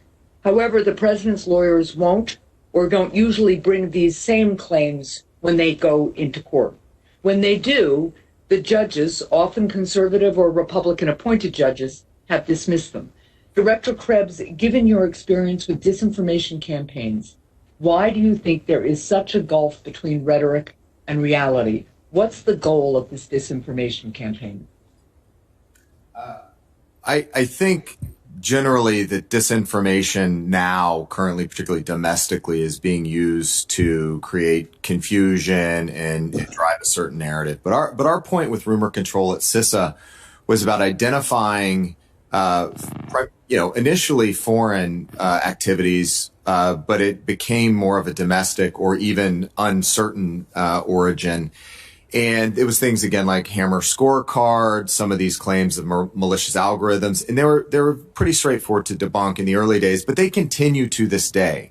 There's confusion being sown about how election machines are used, how they fit into the process. Even now in Michigan right now with Antrim County, there was a forensics audit done on some of the machines there, and there was a group that released a report. And it's a 22-page report. I looked at it, and others have looked at it. And to me, it implies that those systems are compromised and not dependable, and you can't trust the votes and any other of the machines across the state. So I was a little concerned about that. But I looked at the report, and it claims that there was a 60% error rate in the machines, the election management systems. And so, again, I dug into that, and it makes the claim that then, 68% of the votes cast are therefore not dependable. And I've seen those claims being repeated on social media by the campaign, by the president. And so I wanted to understand what that was all about. So I looked at it, and in fact, it was not that there were 68% of the votes there were errors. It was that the election management system's logs had recorded 68% of some sort of the logs themselves had some sort of alert rate. And that is being used to spin that machine is not trustworthy. But the problem is the report itself doesn't actually specify any of those errors except for one. And it's on page 19, or actually it's on page 20. And it says, there is no permission to bracket zero bracket. And that is being claimed to mean that somebody tried to get in the machine and wipe the records. And so I looked at that and I said, okay, I don't know if it actually says that. And something jumped out at me, having worked at Microsoft, that these are Windows-based machines. The election management system is a Windows-based machine. And the election management system is coded with a programming language called C#. There is no permission to bracket zero bracket is a placeholder for a parameter.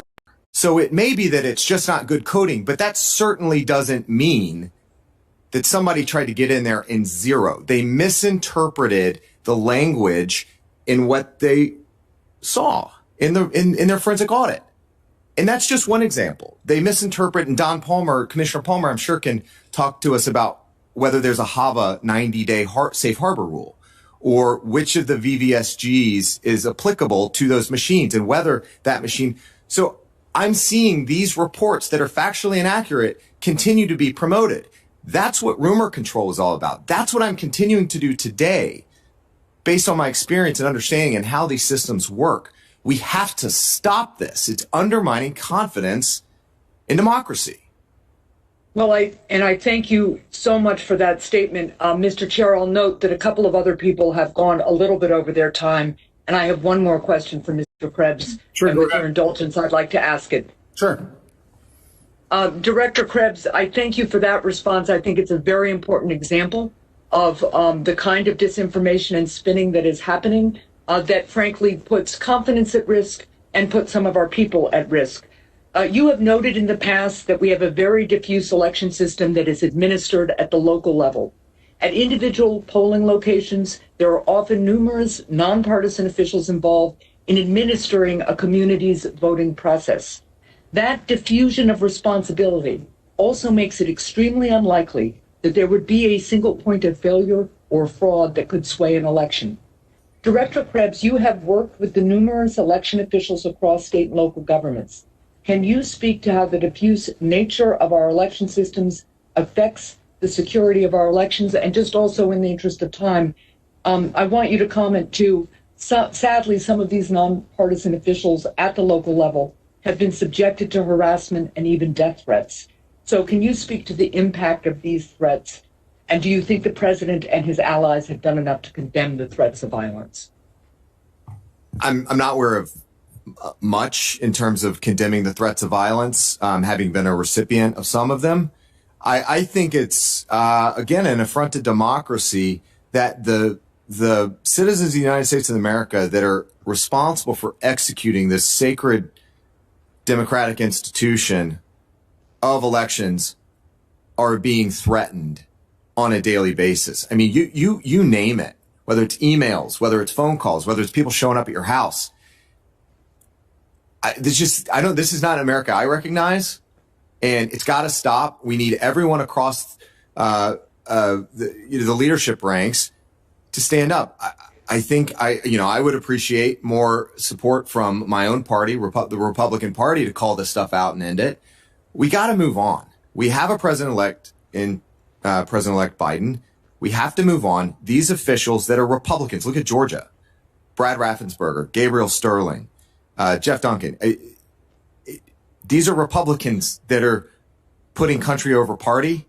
They're being subjected to just horrific threats as a result. This is not America. Well, thank you, Mr. Krebs. Thank you, Mr. Chair, for your indulgence. And Mr. Krebs, thank you for your patriotism. Thanks, Senator Hassan. Senator Scott went to vote. So is Senator Rosen available?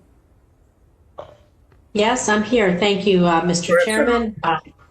Good morning to all the witnesses here today.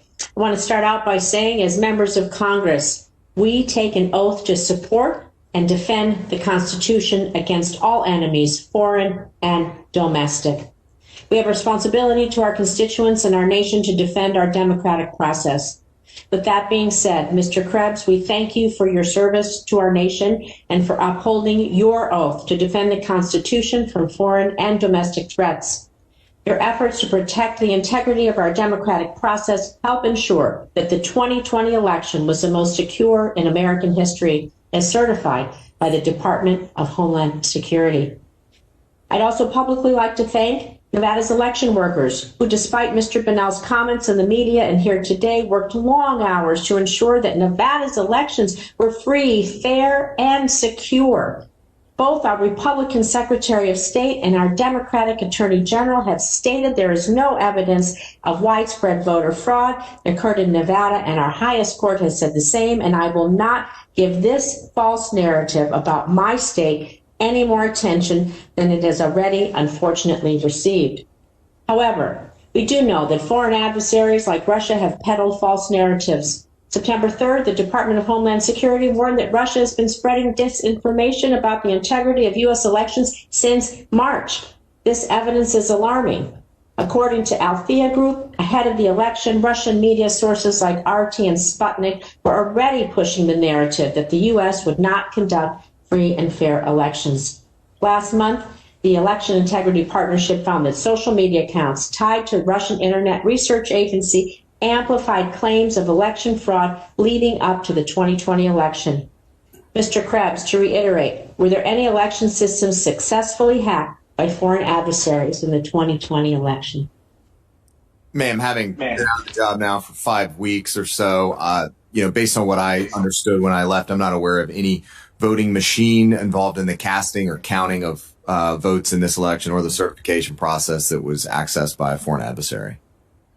Thank you. So I want to just emphasize the difference between election interference and influence. So we know our election infrastructure was secure from interference. I want to turn to the issue of foreign influence campaigns. In your view, did adversaries succeed in amplifying the false perception our election process was fraudulent? And really, can you explain how domestic actors amplified foreign disinformation campaigns and how that undermines confidence in our democratic process?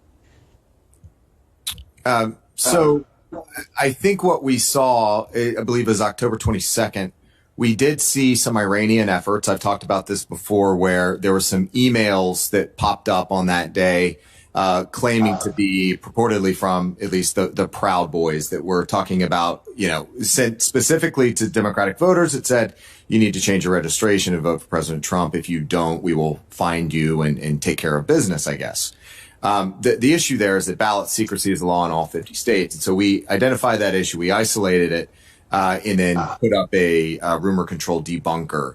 And in the meantime, in the ensuing 27 hours, we were able to determine that was in fact an Iranian operation. And I think what was one of the true success stories of the Protect 2020 effort and defending democracy this time around was the fact that rather than, 4 months, in 27 hours, we went from detection to sharing that information with the American people. There is one element that doesn't get a lot of play, though, is that prior to making that assessment, following up on my commitment to our partners in the state and local election community, we held a call with the election officials and said, look, this is what we're seeing. You need to know this. And then we went to the public.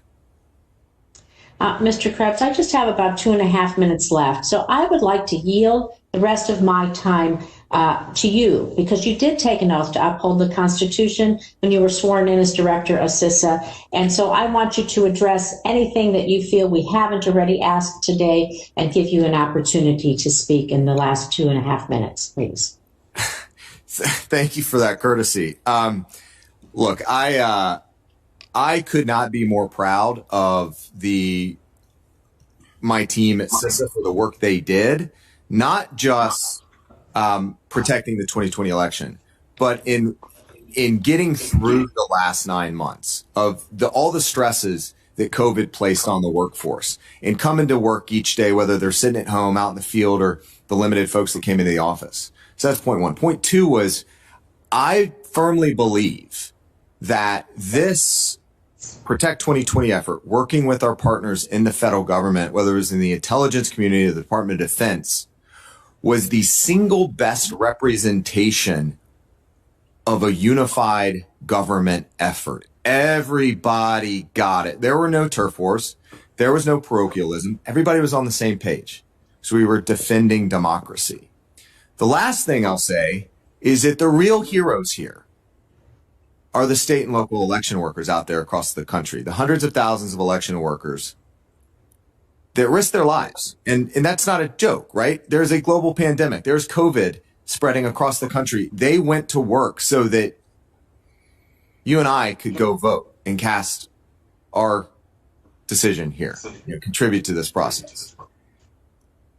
They had to deal with incredible adversity.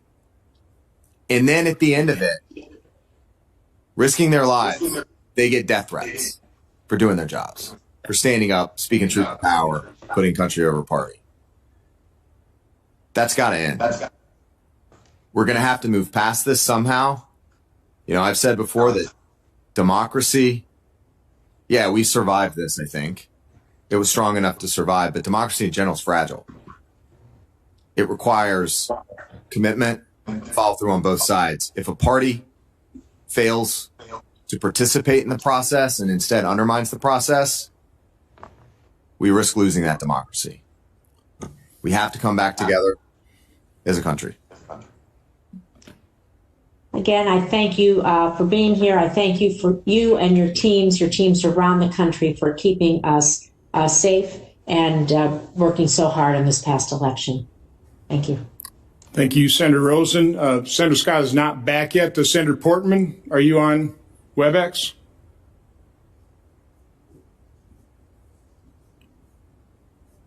Senator Hawley, are you on WebEx? I'll try Senator Sinema.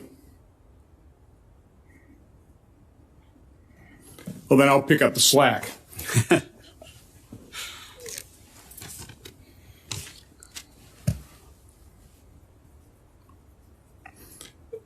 Mr. Banal, I want to explore a little bit further in terms of what access you did not have to the information you requested to verify this. Again, I value the paper backups, I value the controls, but they're only as good as they're actually used, and they only provide confidence to the extent that it's a transparent process.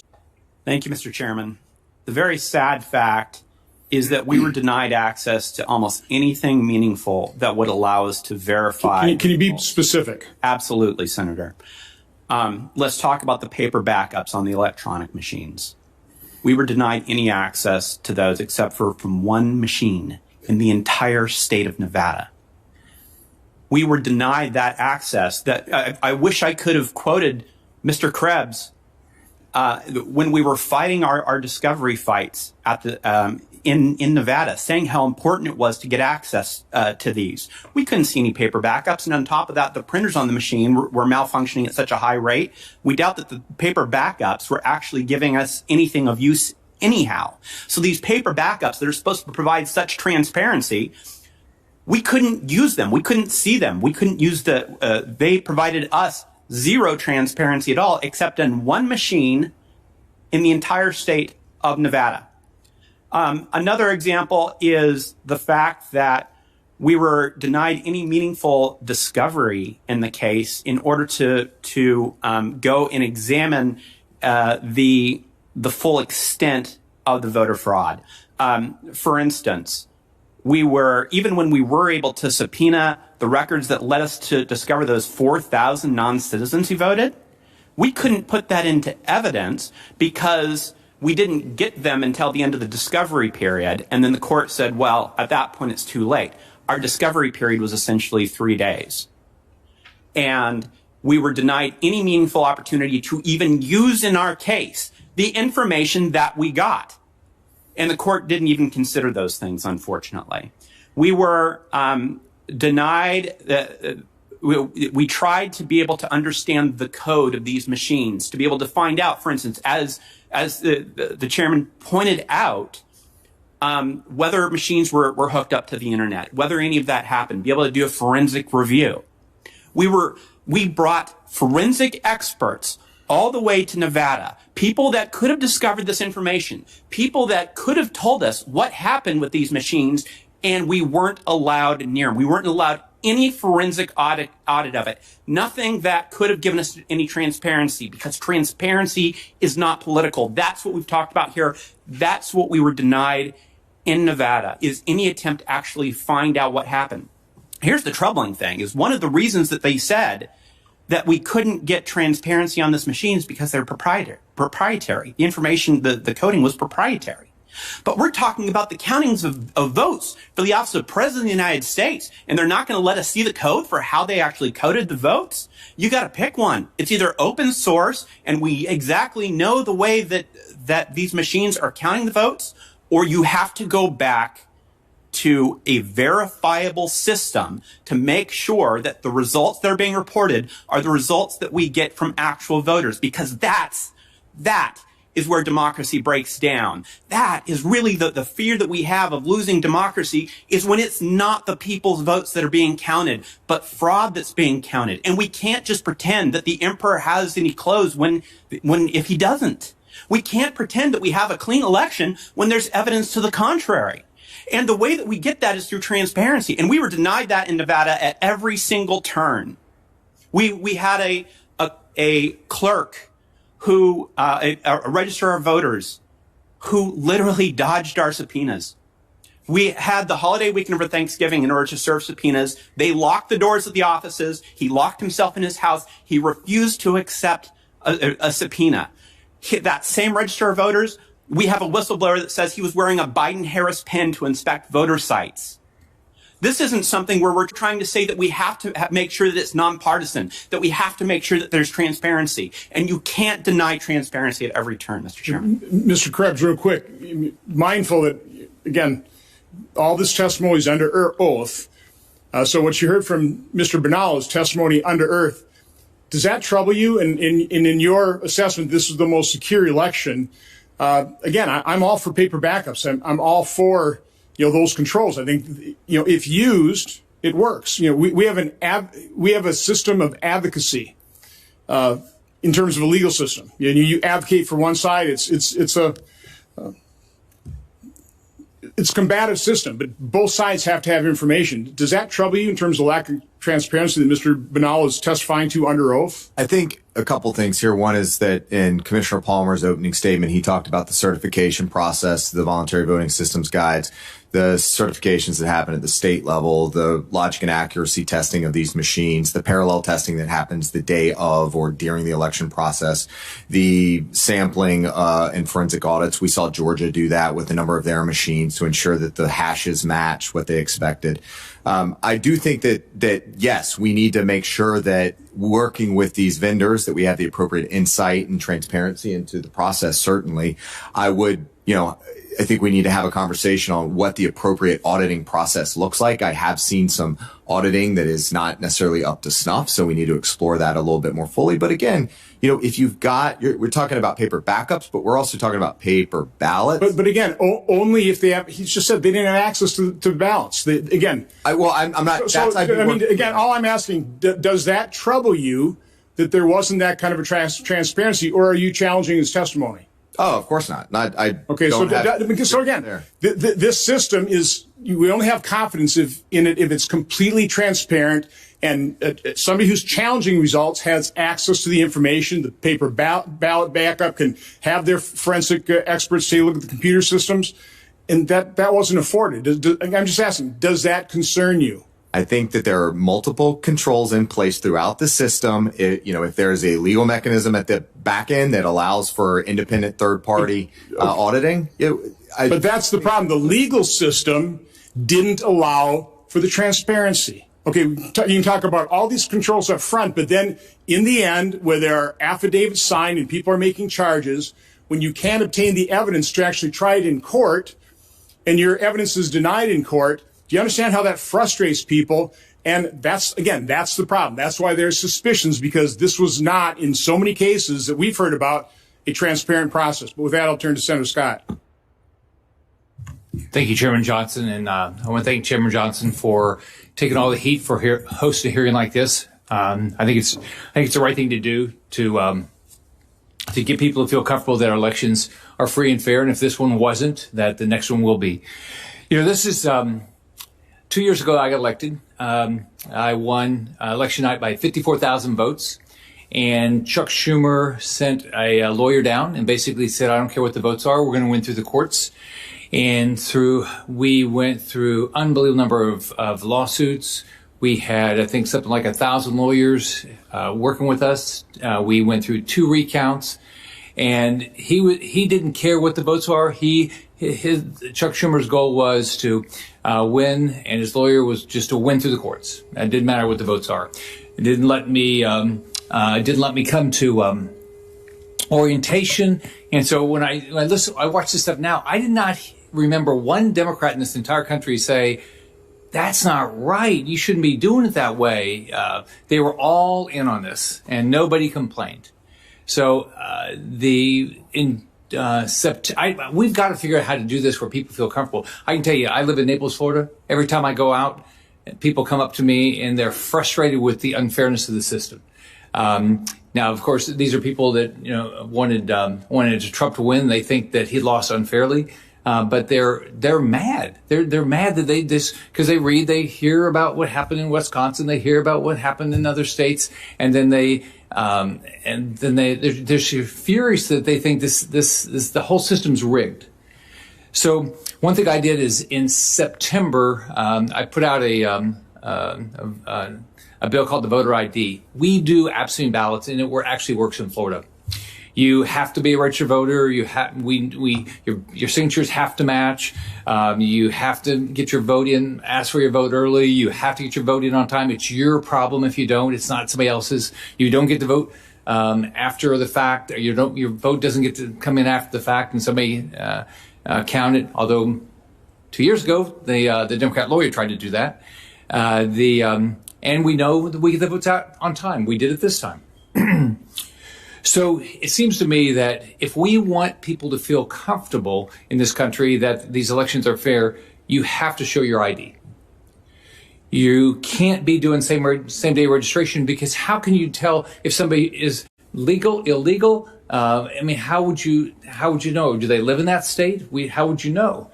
You got to let people be able to watch ballots being opened. We had 2 election supervisors that were removed because of what they did in my election. And they were clear. They completely violated the law. And they found and tried to count 95,000 ballots after election night. Not in my favor, of course, in the Democrats' favor. So Judge Stark, what do you think about the need to have local elections? Because I think what Mr. Krebs said is right. One of the reasons why we have good systems here is we don't have a national system. We have a local system. But should we have national standards? Should you have to have ID? Should your signatures have to match? Should you have to you can't get registered on the same day that you vote. All the things that we have, like we do in Florida, where you have to get your ballots early and all these things. And you know how many, by the way, you're supposed to announce how many ballots you have that night. You should know, right? They did in my election. And that's how they kept finding it. So, Judge Starr, what do you think about this idea that we have to have some national standards but still have local elections? I think national standards need to be seriously considered in light of these recurring issues. We all have anecdotes. One of my friends, an academic leader in the Commonwealth of Virginia, where I used to live, here's an anecdote. One of his students, a registered voter in Vermont, but she's studying in Virginia, and she receives appropriately an absentee ballot from Vermont, but she receives 4 unsolicited ballots from the Commonwealth of Virginia, where she happens to not be registered to vote, but she's studying. And everyone is hearing these anecdotes, and they're saying, well, aren't there control mechanisms in place? And so the issue of decentralization is you will continue to have these varieties and vagaries unless and until there is some enormous reforms in state government, or then Congress using its powers under Article 2, under Article 1 in this particular instance, says we need to step in and have regulations to ensure integrity. And a signature requirement is one of the bases. I like to say, Senator Scott, you've got to show ID if you want to check into a hotel or get through some TSA security. So don't we want to have those kinds of safeguards just to ensure, yes, this is going to be an honest election, which I think is all we are all asking for. So, Mr. Trubus and Mr. Banal, if we had done some of these things and they'd been enforced in your states, would people feel comfortable that there was a fair election? Senator Scott, I think it would absolutely go miles to make sure that people were confident in the results of the election if we put in simple methods to make sure that the people who vote are who they purport to be, that one person only gets one vote, that the way that the ballots are counted leads to an accurate total. These things shouldn't be partisan. These things should be exactly what we do to protect our republic and make it so that people know that the results are accurate. Because otherwise, you end up where we are today. Senator, one of the fascinating things about Wisconsin is, as I said, we have a long history of real transparency in our process, in our recount process, in all of our processes. So it's particularly odd here. And several of the justices on our court this last week called what the Democrats had done in the majority of the court, in the Supreme Court, as absurd and bizarre. And the reason they referred to it that way is they said, the issue here is what confidence do people have in the election process? So if that's what we hear, and I've heard that, I've been hearing that all day here, confidence in the election process. Well, then why, when everything is teed up? I mean, I'm a former judge. My co-counsel is a former president of the state bar. We had teed up everything. We absolutely, you knew the names, addresses, wards. You had exact records. And what the Biden campaign did not want the court to do is to actually address the substantive question. That's the holding of the court. We won't address the substantive question. And the Chief Justice, I mean, it's a great frustration in the Chief Justice when she said, 4 members of this court throw the cloak of laches over numerous problems that will be repeated again and again until this court has the courage to correct them. Candidly, it was all Democrat talking points. I mean, they just make the same thing. I heard something about Justice Karofsky's comment. It was just a talking point. And I guess the frustration you hear from those of us who are serious lawyers, who have taken this seriously, is that when we pose these matters to courts, we expect them to address them. When they don't, it undermines the integrity of our system. That's what's going on here. The frustration that you hear, even in good Democrat circles, is if the courts don't address these, who's going to? Aren't they the ultimate arbiters? There's no dispute that the election would have turned out differently in Wisconsin if, according to our allegations and according to our proofs, the court accepted those, that the election result would be different. But instead of addressing the substantive claims, the Biden campaign argues, don't talk about them. Don't address them. And that's why I thanked Senator Johnson when he first called and asked if I would talk, because if you don't inquire here in the Senate, and as Ken Starr said a minute ago, if you don't do this inquiry, there really isn't going to be any analysis, and there isn't going to be an opportunity to get the very integrity that we all want. I mean, as I said, as a former judge, and this is a serious matter to me, and no one suggested at any point in the process that the allegations in Wisconsin are anything but serious and substantive and documented. And yet a court takes the Biden line and says, we're just not going to talk about it. And that's just wrong. And that's the reason, one of the reasons people don't trust this outcome. Yeah. In Florida, we have a lot of people that moved from South America. And so a lot of them have said to me, how is this different than what Maduro's doing? Right? So, and part of it is, people don't have enough information, but it's so simplistic when you hear about people that are dead that are vote, people that don't live in the state to vote, and you hear all these things, and there's no recourse. So we've got to figure this out. We got to be able to prevent this from, I don't know if anything will happen with this election, but clearly we can't let this go on for the next election. Certainly. Thank you, Chairman. Thank you, Senator Scott, and I completely agree. You have to air these. You have to have the information. This is not a dangerous hearing. This is an incredibly important and crucial hearing. But thank you for participating in it. Senator Portman, are you available by WebEx?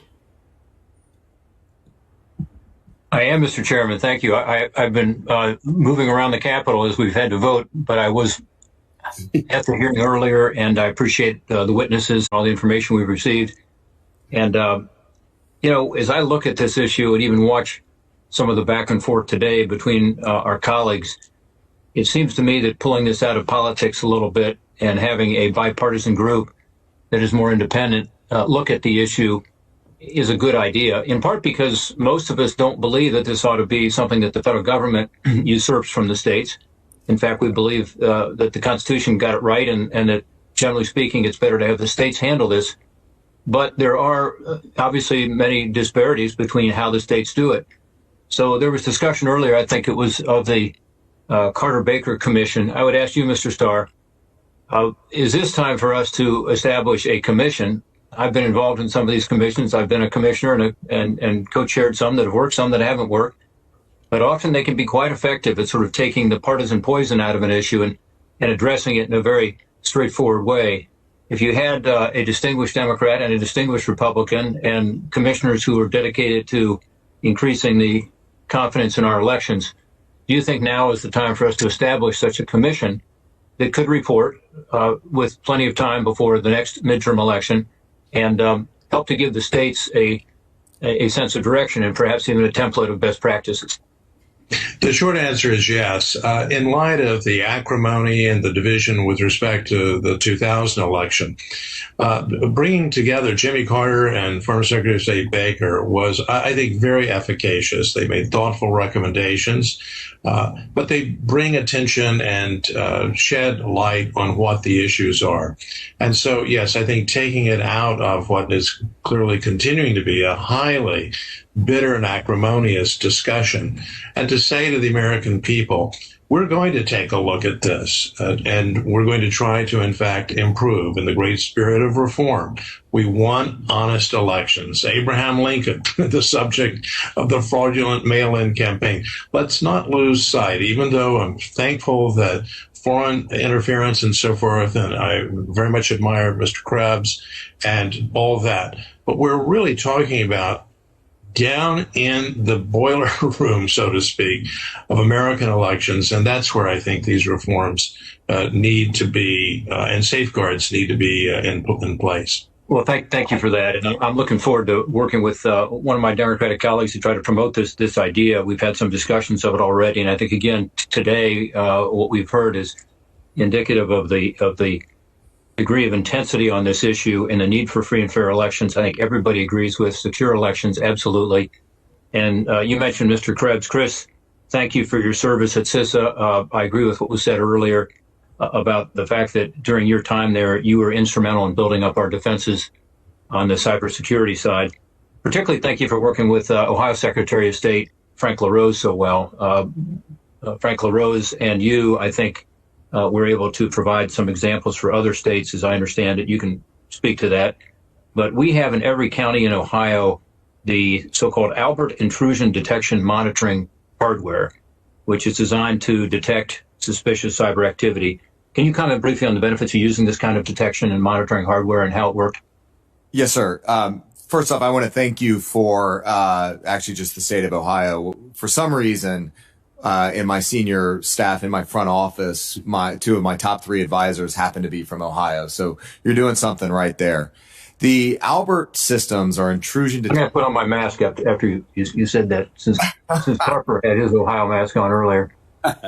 So the Albert systems are intrusion detection systems that effectively sit on the network, sit on the wire, that capture traffic, that we can work with our intelligence community partners and develop what's known as signatures, looking for known malicious activity or known interaction with suspicious IP addresses, just looking for bad interaction. And it gives us a good insight into what sort of behaviors may be happening on those networks. And they are actually pretty key after the 2016 election. Once we were able to get a sense of what was happening in Illinois, we could load up some of those signatures and then go do forensics. It is a passive system. It's a forensic system. Where we need to go, though, is building on the trust we've developed through the Albert sensors and through the ISAC and through the coordinating councils, to start deploying more advanced technologies. And I'm specifically talking about some of the endpoint detection and response capabilities that'll actually sit on a computer in a state and local office and be more of a real-time monitoring and mitigation capability. That's how we continue moving forward. We need the same capability in the federal government. We're not there yet, but we have to continue advancing. And I think Congress... I'll stop. Yeah, Chris, and I, again, as you know, I've talked about this. I appreciate what you did for elections. I also am very concerned that our federal government is not up to the task generally. And that's another topic for another hearing, perhaps one where you'll be back to testify. But look what's happened just recently. In the last week, we found out that a very sophisticated group of hackers got into the computers of some of our most sensitive agencies. And so we obviously have a lot of work to do. And I'm not suggesting that CISA was at fault there. But on the other hand, I think we have not yet given even CISA adequate resources and authority to be able to handle all these issues, not just the election issues. But obviously we have a huge problem right now with cyber attacks, and we don't know all the details yet. And I won't ask you to get into stuff you don't know about, but it was a massive cyber attack on federal agencies that undercut our national security. We know that. By the way, Senator Paul earlier talked about the fact that there has been some lack of understanding between what you testified to and what you stated as to the election being secure from cyber attacks, and this notion that there were not instances of irregularity and fraud in this election, which of course there have been in every election in the history of our country, and there were in this election, and we've heard about some of those today. Is Senator Paul correct? And I guess I would slightly amend what he said. He said that your focus was just on foreign adversaries. My sense is your focus was not just on foreign adversaries, although you feel fairly confident that that did not happen this time. And obviously, based on what happened in 2016 with the Russians, this is good news. But also with regard to domestic cyber attacks, is that what your report was about? Is he accurate in saying that? Yes, sir. So, when you come into federal office, you pledge the oath to uphold and defend the Constitution from threats, foreign and domestic, and that's what we did. The focus of the statement, the joint statement, was security. It was secure. I think terms have been conflated here, alleging that we were speaking to the fraud aspect. We absolutely were not. We were talking about security, hacking, manipulation of these machines. That was the thrust of the statement. Yeah, I think that's very important to point out. And I think a number of people were confused about that, including perhaps some folks in the administration. Post-election, there's been a lot of talk about signature matching. And I'll end with this, Mr. Chairman. I know we're getting over time here, but in Ohio, what we do is, and we've been doing this for 15 years quite successfully, we send out an application for an absentee ballot. It's then a no-fault absentee. That's how I vote. But you have to send in an application including a signature. Those signatures are checked. Then the signature on the actual ballot, once you receive the ballot, you send that in. You have another signature, that's checked. And then, of course, the two are compared. They also, in Ohio, have access to other signatures if there is some confusion as to whether it might be the right person or not. Could you, Mr. Krebs, or others, perhaps comment on that system? Is that a good way to ensure that you have the protection that we all want to have, that the person who requested the ballot is an eligible voter, and that the return ballot was completed by that same person? Not an expert on the system. Seems reasonable to me. Anybody else want to comment on that? Sir, this is State Representative Frank Ryan. I would tell you that is a good system, and that would alleviate a significant number of the concerns that I had in the election. And based upon some of the comments that were made by many of the senators and the testifiers, I would indicate that we saw a major problem with the dot-com bubble in 2001, which led to the Sarbanes-Oxley bill, much of which is the basis of my testimony today. And in 2008 and 2009, we had the crisis that happened in the banking industry with the no documentation loans. We saw how that worked. That led to the Dodd-Frank bill. I would hope that would happen in 2000 elections and in the Abraham Lincoln election, in this most recent one in 2016 and 2020. There would be similar legislation that could help us restore the confidence that people have that there's some degree of uniform perspective about the requirements that each of the states needs to be able to comply with. What Ohio is doing would have alleviated a major amount of the concerns I had when we had a Supreme Court that decided to legislate from the bench. And Mr. Chairman, if I may say just a word, and that is, I think what Senator Portman, you have identified is a best practice. And it certainly qualifies as one of the things that perhaps a commission, if one is founded, can say, we have canvassed the entire 50 states, and here are the best practices. The recommendations could be based on experience as opposed to simply theoretical constructs. Let's just see what has worked in the various states with reputations for honesty and integrity. Yeah, that would be the objective. Thank you, Mr. Starr, and thank you, Mr. Chairman, for your indulgence. Thank you very much, Senator Portman. Now, on behalf of the chairman, I'm going to recognize myself. So thanks to the witnesses for being here. I just want to say how important it is that we're having today's hearing. Let me just give you an example why. Yesterday, I'm from the state of Missouri. Yesterday, I was talking with some of the constituents back at home, group of about 30 people. Every single one of them told me that they felt they had been disenfranchised, that their votes didn't matter, that the election had been rigged. These are normal, reasonable people. These are not crazy people. These are reasonable people, and who, by the way, have been involved in politics. They've won, they've lost, they've seen it all. These are normal folks living normal lives who firmly believe that they have been disenfranchised, and to listen to the mainstream press and quite a few voices in this building tell them after 4 years of nonstop Russia hoax, it was a hoax.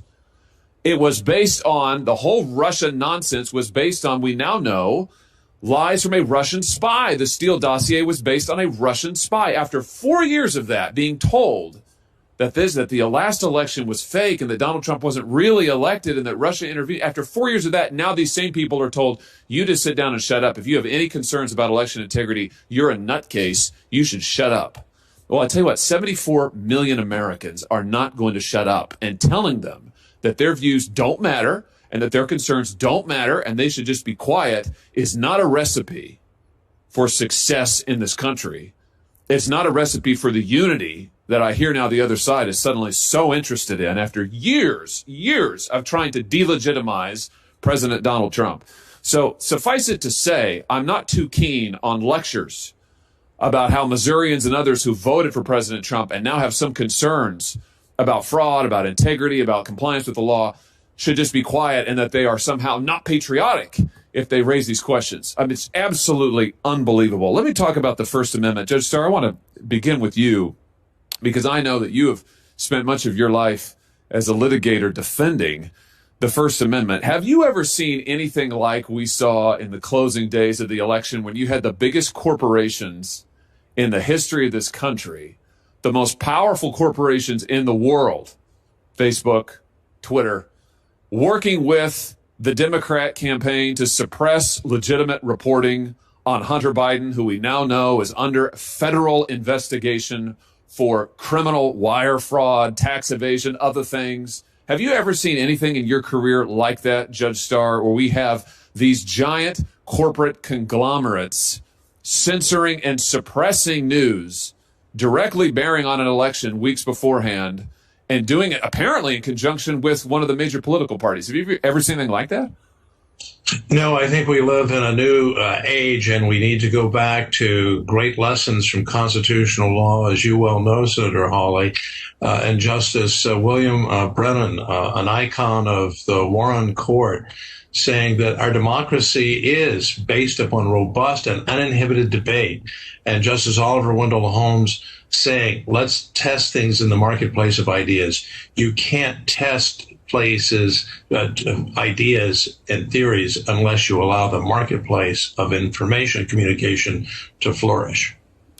Well said. I agree with that 100%. And, you know, it's an extraordinary thing not to be able to get. I've had Jack Dorsey, Mark Zuckerberg under oath. We've asked them, did you coordinate with the Democrat campaign? How was it that within minutes of this story breaking, that both of those major corporate giants decided that they would suppress this story and exactly what the Biden campaign wanted them to do? They won't answer questions. I've asked the FEC to determine whether or not this was an illegal campaign contribution on the part of these corporate entities. And I just can't fathom why anybody who cares about free speech in this country would be fine with these mega corporations controlling what people can and cannot say and trying to intervene in a presidential election. Let me ask you, Judge Starr, about something else. Let's talk a little bit about mail-in balloting. In your written testimony, you discussed the findings of the Carter-Baker Commission. You've mentioned that again here today.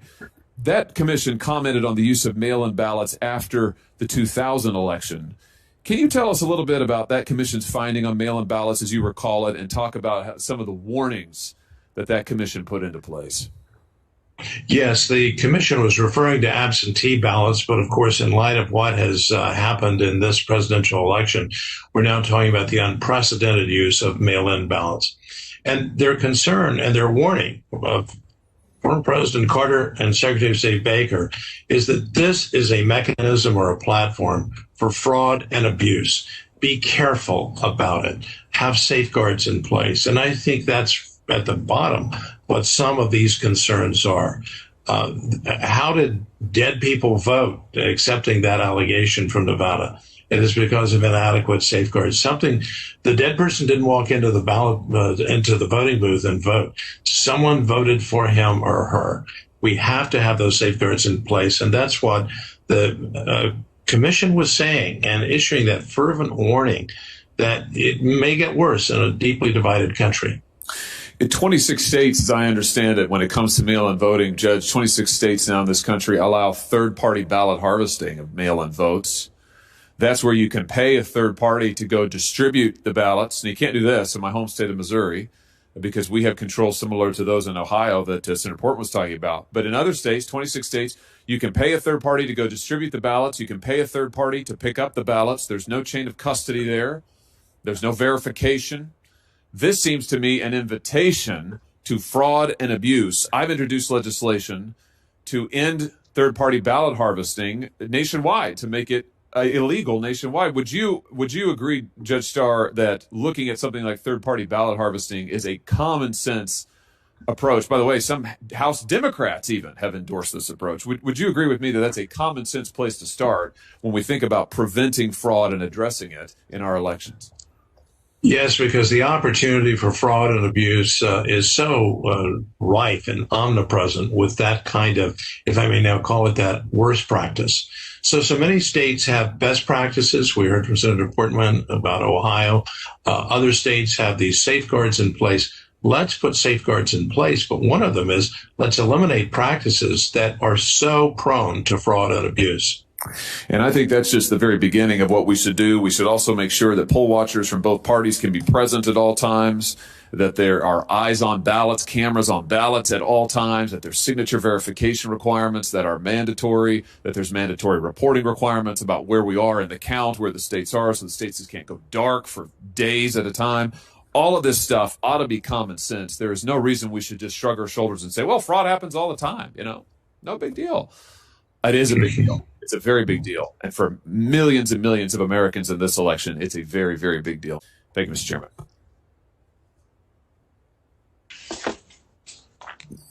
Thank you, Senator Hawley, for your questions and for standing in. Based on one question and the answer from Judge Starr, I just want to read from my opening statement from last hearing. In his reflections on progress, peaceful coexistence, and intellectual freedom, Russian dissident Andrei D. Sakharov wrote, quote, "The second basic thesis is that intellectual freedom is essential to human society. Freedom to obtain and distribute information. Freedom for open-minded and unfearing debate, and freedom from pressure by officialdom and prejudices. Such a trinity of freedom of thought is the only guarantee against an infection of people by mass myths, which, in the hands of treacherous hypocrites and demagogues, can be transformed into bloody dictatorship. Freedom of thought is the only guarantee of the feasibility of a scientific, democratic approach to politics, economics, and culture." I like to think of this hearing as a demonstration that freedom to obtain and distribute information to the public. There's nothing dangerous about that. It is essential to our freedom. It's essential to our country, to our democratic republic, and is essential if we're going to restore confidence in this election system we have. We have to do this. We can't ignore the problem. The first step in solving any problem is admitting you have one and then dealing with it honestly, gathering the information. This hearing, as all my hearings have been a problem-solving process, first gathering the information. That's what we're trying to do here today. Senator Sinema. Thank you so much, Mr. Chairman. The 2020 Arizona election was a successful election, not for any one party or individual, but for our democracy, and as a demonstration of the will of Arizona voters. A record 80% of registered voters participated. Arizonans are independent. They vote for state and federal representatives they trust to be honest, who they believe will fight for and uphold Arizona values. This record turnout number is also a testament to the work of Arizona election officials who not only ensured our system worked and our laws were upheld, but did so while ensuring that people could safely participate in the election during the pandemic as voters and volunteers. Arizona has had some sort of absentee voting by mail for over 100 years.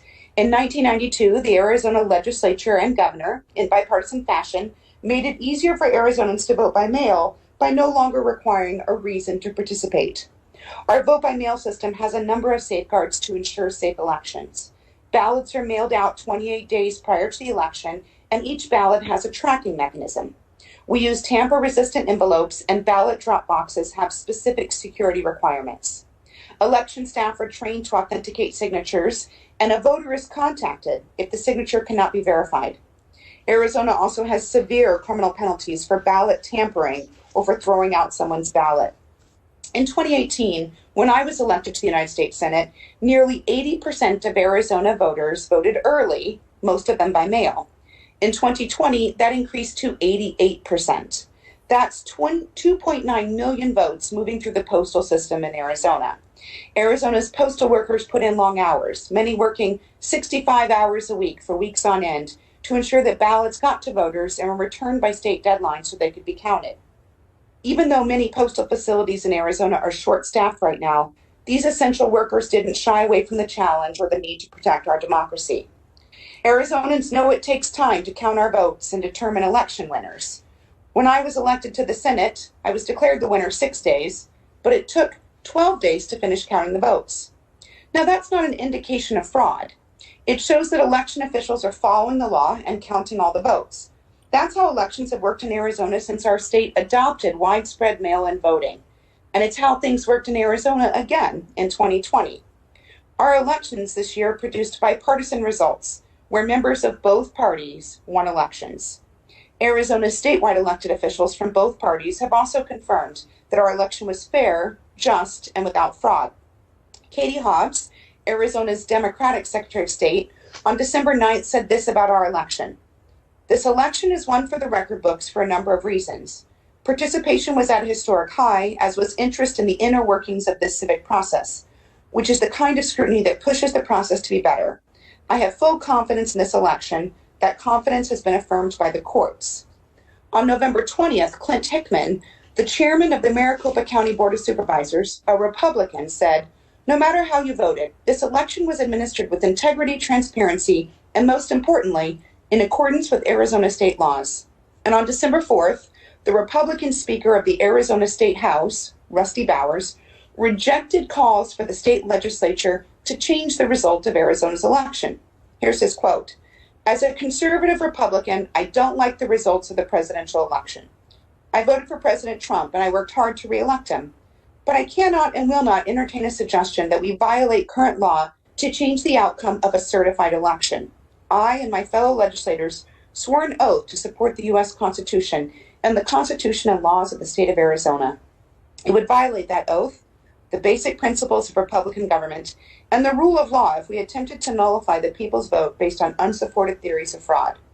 Challenges contesting the Arizona election were brought to the courts and dismissed, including a unanimous ruling by the Arizona Supreme Court confirming a lower court ruling upholding the results of the election challenge. This is how our system works. If there are concerns of fraud or abuse, the courts consider the evidence and make a ruling. Now, I have a few questions for Mr. Krebs. During your work at the Cybersecurity and Infrastructure Security Agency, did you find any evidence that disputes the statements I shared from elected officials regarding the integrity and fairness of the 2020 election in Arizona? No, ma'am. More broadly, what evidence can you offer to support the idea that the election across the country, not just in Arizona, was fair and secure? Again, it's those layered security controls that are in place before, during, and after an election. The thing that I always like to point back to is that increase of paper ballots across the country and the ability to then conduct post-election audits. In Arizona, I believe it was a 2% audit. In Georgia, they did a risk limiting audit that then triggered a full hand tally. The outcomes were consistent, 5% audit in Wisconsin, 2% audit in Pennsylvania. Those are the sorts of things that give you confidence in the process when you can go and recount the ballots over and over and over. What lessons should we learn from the 2020 election as we plan for future elections? We need to invest in democracy. First and foremost, we need to fully eradicate those machines that don't have paper ballots, so those direct recording electronic machines. There's only one state that's statewide, and that's Louisiana, but they are throughout Texas, Indiana, Tennessee, and a couple other states, including New Jersey. We need to get those out of the system. So Congress needs to fully invest in a risk-based approach to eradicate those. We need to also continue investing in post-election audit capabilities for the state. That takes a little bit more time. And then a steady stream of funding and grants on a regular basis, not every 10 years or every 4 years, but on a regular, dependable basis to support elections. And along the same lines, we need to fully fund and support the Election Assistance Commission. They're a critical tool to helping the administration of elections. And lastly, and this is my pet project here, we need to reinvest in civics education and K through 12 throughout the country. We have to continue educating our children on what it means to be an American and the democracy that we're enjoying here. Thank you. And my last question. Early in this election cycle, CISA and the FBI highlighted the potential threat that foreign elements could pose to the U.S. election system through disinformation campaigns. Looking back, did the U.S. do enough to prepare for this threat from both foreign and domestic actors?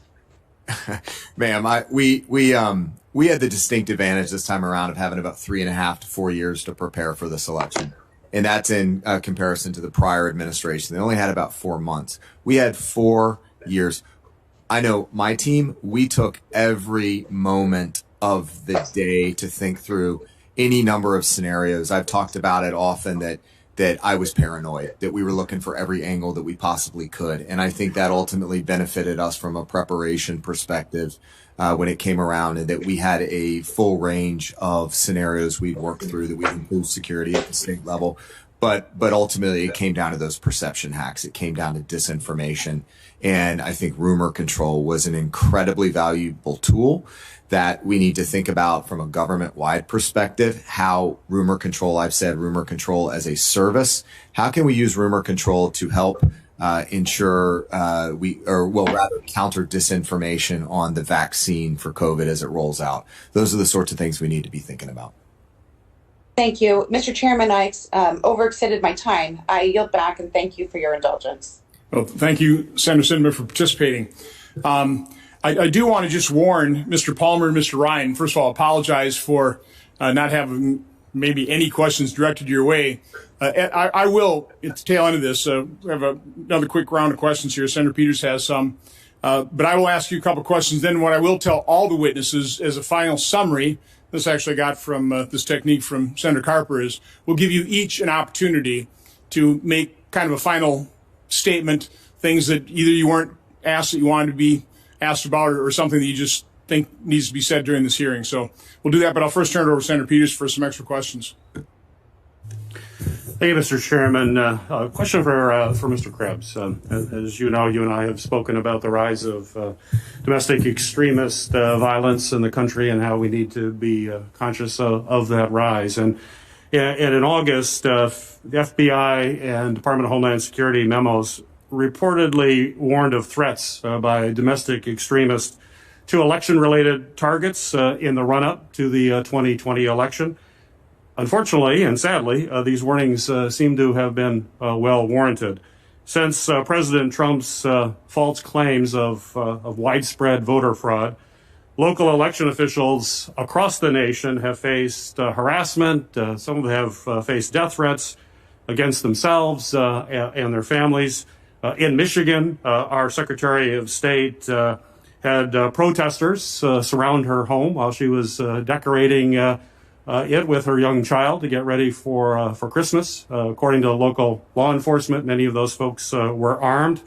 They were repeating some of the president's false allegations of widespread fraud in an intimidating way.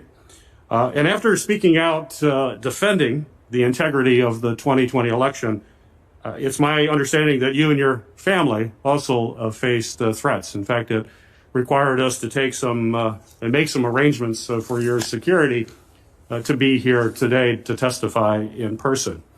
On December 1st of this year, a top Republican election official, Gabrielle Sterling, in the Georgia Secretary of State's office, held a news conference urging President Trump and Republican lawmakers to stop attacking Georgia's election system with baseless claims of voter fraud. And in that news conference, Mr. Sterling said, President Trump was, and I'm quoting Mr. Sterling here, quote, inspiring people to commit potential acts of violence, end of quote, and that, new quote, someone's going to get hurt, someone's going to get shot, someone's going to get killed, end of quote. Now, we saw similar dangerous trend earlier this year when election officials questioned COVID public health safety protocols and also fueled extremists, including in my home state, extremists that targeted the governor of the state of Michigan. So my question for you, Mr. Krebs, particularly given the fact that you've faced some of this, do you believe Mr. Sterling's statements are overstated, or that unfortunately that real world violence stemming from dangerous claims can indeed be a realistic concern that we should be conscious of? Absolutely. He himself received a number of threats, and he has continued to receive threats, as I understand it. Secretary Raffensperger down there has. I've continued to receive threats. And I think, and it's not just the heads of, the principal level people, the directors of the offices. He was having IT contractors that were receiving death threats. We're seeing stoking of fires that is completely unnecessary with claims that are, I'm not even talking about some of the court cases. I'm talking about in my case and in many of our cases is these fanciful claims of dead dictators and computer algorithms, and we're debunking them because they're nonsense, and we've said that from the beginning. But they've taken root, and some people just don't want to hear how these systems actually work and what's actually capable across these systems. And most importantly, I'm gonna say it again. The paper ballots. It's those measure the root of trust in the process that can dispense with these claims. Even if these algorithms were there, they didn't work, but they're probably not there. So we've got to move past this. In these cases of threats, they need to be prosecuted. People need to, be held accountable for the claims they're making. Yeah, and just the last question, and we've spoke about this earlier, that if you look at the fact that we were able to conduct this election in a fair way during the middle of a pandemic, which is an extraordinary time to try to conduct fair elections and do it as efficiently as possible, and the fact that you have thousands of election officials and volunteers that are working. I think of the men and women who went to the polling places to process voting, did it with concerns about their health, people who went to vote or for their health, or folks who chose to vote absentee in order to minimize the risk to their families, to the health of their families. This is really, in my mind, a time to celebrate a very successful election that was done fairly, and it was done in the midst of an extraordinary time that we're living in, and it's the result of folks in CISA, your folks, others with Homeland Security, folks with the FBI, and others. Would you just comment on that as to how we should look at what we just went through?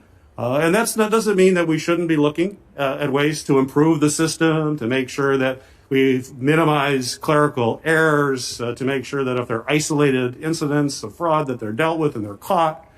But we should be also celebrating what just was pulled off in this country, which is an example of how a democratic system can work efficiently, fairly, and even do it under extraordinary pressure. I absolutely agree with the earlier conversation about the need for a national conversation about how to improve trust in the elections. I think, things I've even recommended about eliminating the DREs and having more audits available after the election. And that's going to require, again, that policy conversation. It's going to require investing in democracy. But we do need to recognize the fact that this was a historic election. We had 100 million voters by November 3rd. That shows that people wanted to get out there and vote. They wanted to participate in this process. And all along, we have hundreds of thousands of election workers out there that, as you pointed out, as I said in my opening statement, that risked their lives in a global pandemic to make sure that we could all get out there and vote. So we need to support them. I have significant concerns that the targeted violence against these election workers is going to have a chilling effect on turnout of election workers in the future. If there's no election workers, it's really hard to do an election. So we need to think about that and how to counter that going forward. Thank you. Thanks, Senator Peters. Now, this is a number of times we've talked about threat and violence against election workers, which obviously nobody on this committee condones at all.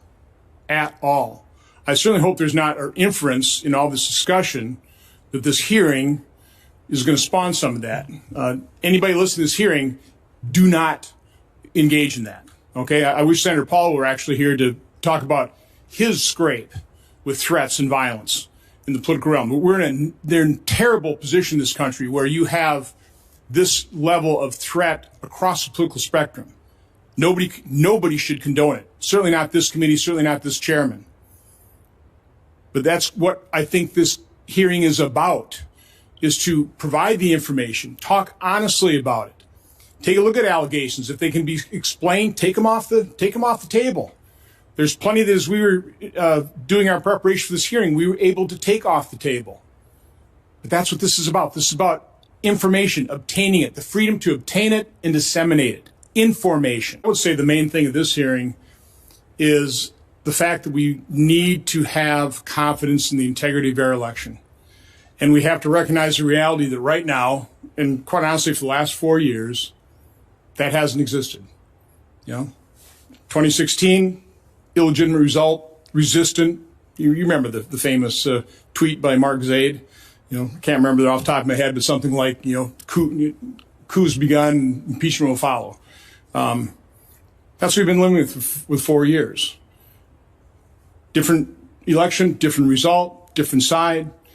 And the reality is people have concerns. And I'm just saying these are legitimate concerns. You mentioned the courts. I've acknowledged the process has worked its way to a conclusion. I've got something like 59 court cases. Now, many of these, as Mr. Troop has talked about, some were not decided on the facts. They're just decided and dismissed based on standing, which is, again, that's our process. That's a legitimate decision by a court, but it's not very satisfying for people who have some facts that want to be considered by a court. Or Mr. Bernal, the same thing in Nevada. So to deny the reality that we have a problem, a very serious problem, that's not the main. The main thing is we have to acknowledge that problem and we have to work together to fix it, to restore the confidence. So let me just see if I can wake up Mr. Ryan and Mr. Palmer, make sure they're there. Ask a couple questions of each of you, and then I'll give all of you the opportunity to kind of make a relatively brief. I mean, this is actually a long hearing for us. I know the Judiciary Committee sometimes goes on long, but this is a long hearing for our committee, and I really do appreciate the involvement of as many members who took this thing seriously. But Mr. Ryan, are you there? Yes, sir. I am. Thank you, Senator. Okay. Sorry about that. I hope you had lunch or something in the interim. Representative Ryan, in our conversations, you were talking about, as Mr. Bernal talked about, your inability to get access to certain things that, I would hope Director Krebs would agree should be transparent, and that those of you having questions about or even challenging results should have access to in order to mount an effective challenge. Can you talk a little bit about that? Absolutely, Senator. As a former chair of an audit committee of publicly traded companies and currently the chair of the audit committee of the Public School Employee Retirement System, the control environment is a critical component of it. Mr. Krebs is referring to, as an example, the security systems, and I don't dispute his comments on that at all, and I applaud the great work that's been done at CISA. But until the entire control environment, that's the tone at the top, has been properly evaluated and documented to where you can have a Six Sigma or lean systems approach that allows you to be able to have this transparent, auditable result, it violates one of the basic principles of any systems of internal controls. One of the things that we tried to deal with the Sarbanes-Oxley bill that I think was done effectively was this concept of control deficiencies, significant deficiencies, and material weaknesses. The absence of the ability to provide a timely audit of that information is problematic.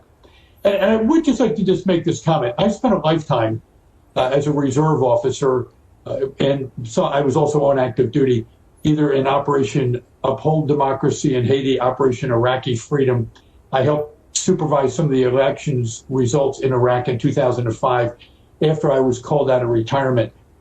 And I would pray that all those sacrifices made by the millions upon millions of people who served in our military to support and defend the Constitution of the United States against enemies, foreign and domestic, would be upheld as well on our shores, so we can ensure the same type of election integrity that we're asking for with transparent, fair, and accurate results can be assured within the United States. We know 44 of the states apparently went off without a hitch, so we have 6 states that we're dealing with. That's a pretty good track record, but unfortunately, when you consider the fact that the 4 of the states were that razor-thin margin close, the results of the election could have been in question. I concur, Senator, that most of the results have already been looked at from a challenge from a legal perspective, so it's probably a moot point for the current election, but I pray that the Senate will take up this battle standard and say we need to really reaffirm to make sure that the people have the faith and confidence in our election systems. I try to live by a triangle of faith. The faith is to believe is to have faith, and to have faith is to have trust. Whenever that trust triangle is broken, we will have difficulties and discord will follow. And I pray to God that every person listening to this testimony hears your words and says, let's have a peaceful resolution of all of these concerns that we have so we can get on with business as usual. Well, thank you, Representative Ryan, and thank you for your service. And we will come back to you for your closing comment. Mr. Palmer, in our discussion prior to this hearing, and again, I appreciate your service and in your membership of the commission, you talked about some things that troubled you with this election. Can you just kind of review those with the committee? Well, a few of the things that I was concerned about, I think that raised the emotions from the political campaigns. Some of it was the treatment of poll watchers. I believe transparency is a very important thing, and one of the concerns I had was that people need to be treated with respect. I understand as an election administrator that often we are doing our job and we don't believe anybody needs to be watching the process. But some of the reports, it gets back to sort of the way we treat each other in this country. You know, and if a poll watcher is observing the process, they have a right to be there. They observe the process. They need to be respectful of the election official. There were some significant reports that process was, interfered with, and people were treated very poorly. And it's not the first time. I worked at the Department of Justice in the Civil Rights Division, and one of the things that I saw often was based on party or race. You know, citizens treat each other poorly, and even in the context of elections. And so I think that we need to make a commitment of respect toward each other and to each political campaign. I think that was the major issue. I think that hearing a lot of the reports about the inaccuracy of the voter rolls, I've been talking about this for a long time. It's because there's just not the focus or the resources provided at the state or local level, in my opinion, to maintain the accuracy of the voter rolls. I think that a lot can be done in a nonpartisan way, in a very smart way with technology. Election officials don't often have the latest technology, and so upgrades to voter registration systems and to resources of data can help them clean and make sure their rolls are as accurate as can be. And frankly, I just think that this has become somewhat of a partisan issue, and therefore any attempt to maintain the accuracy of the rolls can be seen as a negative. This is what happens, is that if you have highly inaccurate rolls, then there's perception of fraud. Sometimes there's actual fraud. We actually see that.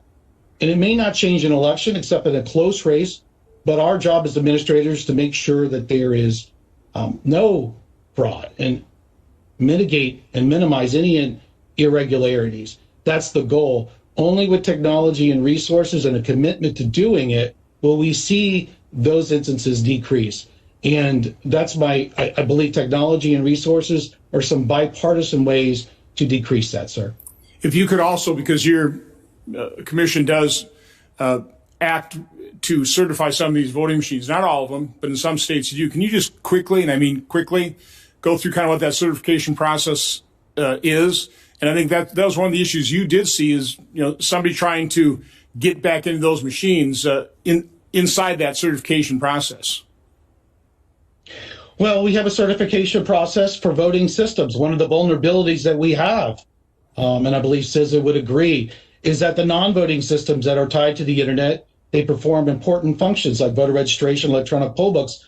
There is no standards or testing. And what's one of the things that we're trying to do at the EAC with adequate funding we could do, but it's a big gap in our defenses, and it's one that we may not have been burned this time, but it is a vulnerability, and we need to take care of it. Okay, well, thank you. Well, now we'll move to closing statements here, and we'll go in reverse order. So, again, former Director Krebs, again, I appreciate your service to the country. I appreciate what you accomplished. I mean, as you know, I've acknowledged that repeatedly. I mean, I think the fact that we've gone from 82 to 95% paper backup, that's all great stuff. And I certainly appreciate you coming here and testifying today. So I'll let you, with any closing comments, go ahead. Thank you, Chairman Johnson. I'm going to keep this short because I think this is a historic hearing for me. This may be the longest hearing that I've had in this chamber. So I will try to wrap this one up quickly. First is thank you to you for your ongoing and constant support of CISA. You were key in getting us across the finish line in the Senate and ultimately in November of 2018. So thank you for your leadership there, supporting other key initiatives for the agency, including the administrative subpoena bill. So thank you for that. Just a quick comment to the team at CISA. If they're watching, it was an honor to lead. Thank you for that opportunity to lead you. You've got a great future ahead of you. Keep at it. And then lastly, thank you to the other witnesses for showing up today, and thank you for what they do. But again, thank you to your leadership here, and good luck. Although maybe based on the retention issue, you might encourage him to stay a little bit longer, but I'll do that. Mr. Bunnell. Thank you, Mr. Chairman. We cannot ignore voter fraud away. We can't just wish it away. Unfortunately, that's what the media these past weeks has been trying to do. In the most biased reporting I think I've ever seen, where even in headlines, they try to claim that the evidence I've seen with my own eyes is somehow not there. We can't wish it away. It is just simply right now a gaslighting attempt on America. This is real. This happened. We have to address it. We cannot intimidate the problem away. Rightfully, much testimony today has talked about why it's so important that government officials, election officials, not be intimidated. But myself, the lawyers on my team, volunteers, whistleblowers, there's a number of people who have stood up for this fraud that have faced similar death threats, similar intimidation, similar harassment. I don't pay it a lot of attention because no one is ever going to intimidate me away from pursuing the truth, pursuing the law, representing my client. But we need to make sure that other groups that are out there that are encouraging the intimidation of lawyers, even, from threatening to go after their bar cards on one side, going after their clients, or going after their safety or their lives, that cannot stand either. We cannot stonewall it away. I talked briefly about some stonewalling attempts. One other that we ran across in Nevada is that we had Postal Service employees that we knew of that were directly told to deliver ballots to undeliverable addresses. That is what resulted in ballots being littered all across apartment mailrooms and trash cans everywhere. And they were told in many instances to deliver ballots to undeliverable addresses. And the United States Postal Service, they obstructed our ability to get that evidence in our case. We lost one of our 15 depositions because the United States Postal Service actually obstructed that. It raises the question with all this stonewalling that we encountered. What do you have to hide? And I think we know in this case what there is to hide. I said in my opening statement that government by consent of the governed is hard to win and easy to lose. That's why it's so important that we take this so incredibly seriously. Senator Hawley told a very important story about his constituents, and I ask all senators to think about their constituents, to think about how you're supposed to tell your constituents to turn out to vote if they don't know that it's their vote that's going to matter, that they don't know that their vote is going to be canceled out by the fraud of somebody else. Their vote's going to be diluted by these irregularities. We can't pretend that this problem didn't happen. It did. This is the United States of America. We don't run from that. We fix it. We have to use every arrow in our quiver to fix it because it did happen. And it's now on all of us to make sure that we fix it. I really appreciate the committee's time and the chairman's time. Thank you. Thank you, Mr. Bernal. Representative Ryan. Senator, thank you very much for candidly your courage in having this hearing. If I could just conclude with these comments. Our nation is at a crossroads. No matter what happens with any of the work that is being done relative to looking at this, since probably about the year 2000, and apparently even went back as far as 1787, although I wasn't there for that particular meeting, shortly thereafter, but not that one. The consent of the governed will determine whether or not they believe in the results of any election.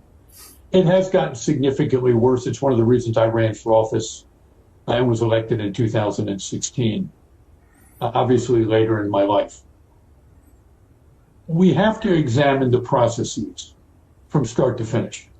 CISA has done a phenomenal job in so many different respects, and under the concerns relative to COVID-19, I actually recommend using the CISA standards. And for all the poll watchers, all the poll workers, the directors of election, God bless them for the great work that they've done. By the same token, there's a point in time now where we as a nation have to sit back and say, we have to solve these problems. We have to take a look at the entire process from start to finish and the ability of people to interfere with those election results. The ability of the person to be able to change the system of control so that we can no longer rely on it. I've heard some of the comments today, and I go back to what I heard in 2007 and 2008 when I was a practicing CPA, keeping companies out of bankruptcy, and Meredith Whitney was bringing up the concerns she had about the strength and stability of the banking industry, and she was vilified. Michael Lewis, when he wrote The Big Short, was vilified. The assumption was that no documentation loans were not dangerous. Ignore that concern that both of them had, nothing to be concerned about. Shortly thereafter, there was a triggering event and the housing bubble burst, and the United States was thrust into one of the worst issues that we've had to deal with financially in a long time. Many states are still recovering. I would tell you we are at that seminal moment today relative to the sanctity of our elections that have probably been building since 1787. But now is the time for all of us to sit back and say we need to not vilify one another. And Senator, I applaud you for your willingness to get to an open, transparent basis here. But we need to sit down and do these types of hearings. As much as the Band-Aid being pulled off may be painful, we need to expose these concerns so that people, the 150 million people who voted, can once again feel with confidence that the election process works and their vote mattered. Senator, thank you for your time and for the great work of your entire staff. Well, thank you, Representative Ryan, for your testimony and your service to this country. Mr. Troupas. Senator, thank you very much. I want to say that right off the bat that I'm honored to represent the president. I was honored to get the call, but I'm not naive.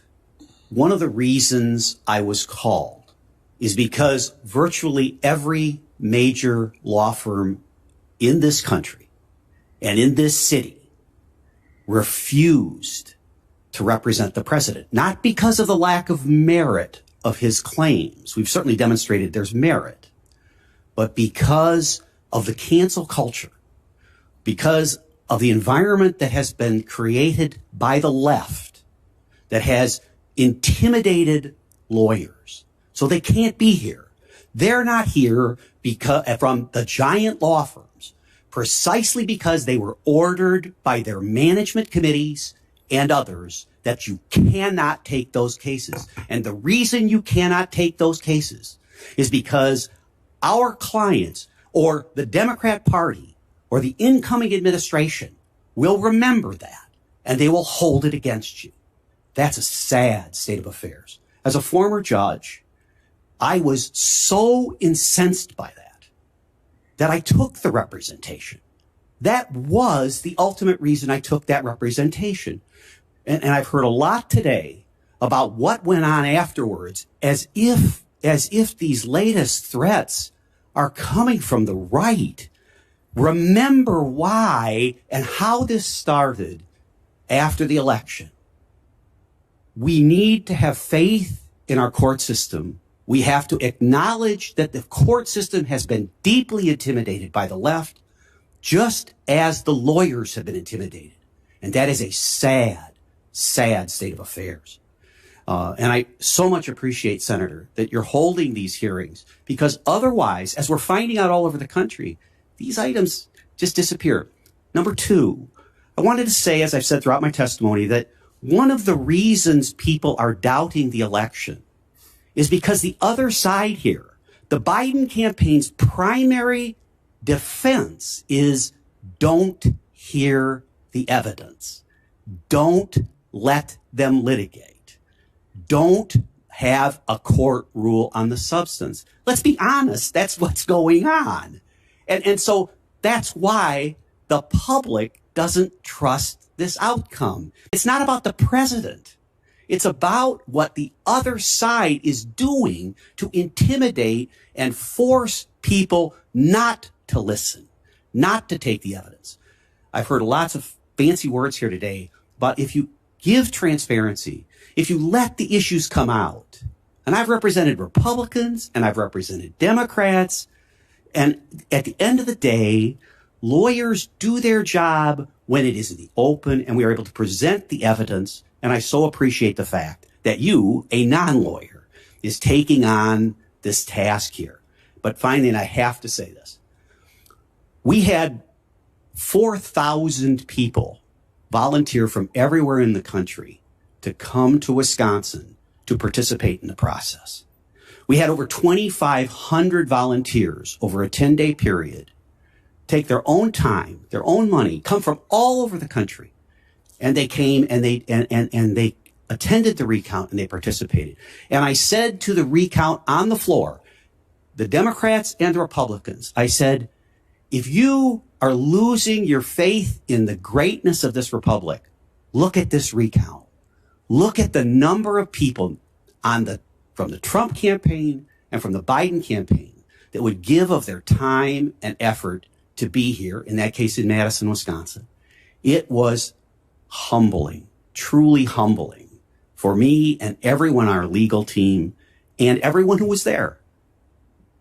We have a great system and people want to participate. Let's make it transparent. And again, I can't thank those volunteers enough. They're the ones who make this democracy work. Thank you, Mr. Troops. And I noticed Mr. Banal shaking his head when you were talking about the fact that lawyers from large law firms were more than discouraged. They were actually prevented from representing the president, which is kind of a sad state of affairs. I'll also say, storefronts in big cities didn't board up their windows in anticipation of a Vice President Biden victory. Commissioner Palmer. Thank you for the opportunity to testify today. I will make a few comments. The EAC is looking at holding a series of hearings and to issue a report on some nonpartisan recommendations. There's going to be a lot of policy disputes around the country in state legislatures, and that could be debated back and forth about what's the best policies on certain areas. But we as the election administration community want to do better. We understand that oftentimes there are flaws in the way we administer elections. It happens in every election. We could always do better. The way we respond in the election administration community, just like the military, is more education and more training and more resources when available.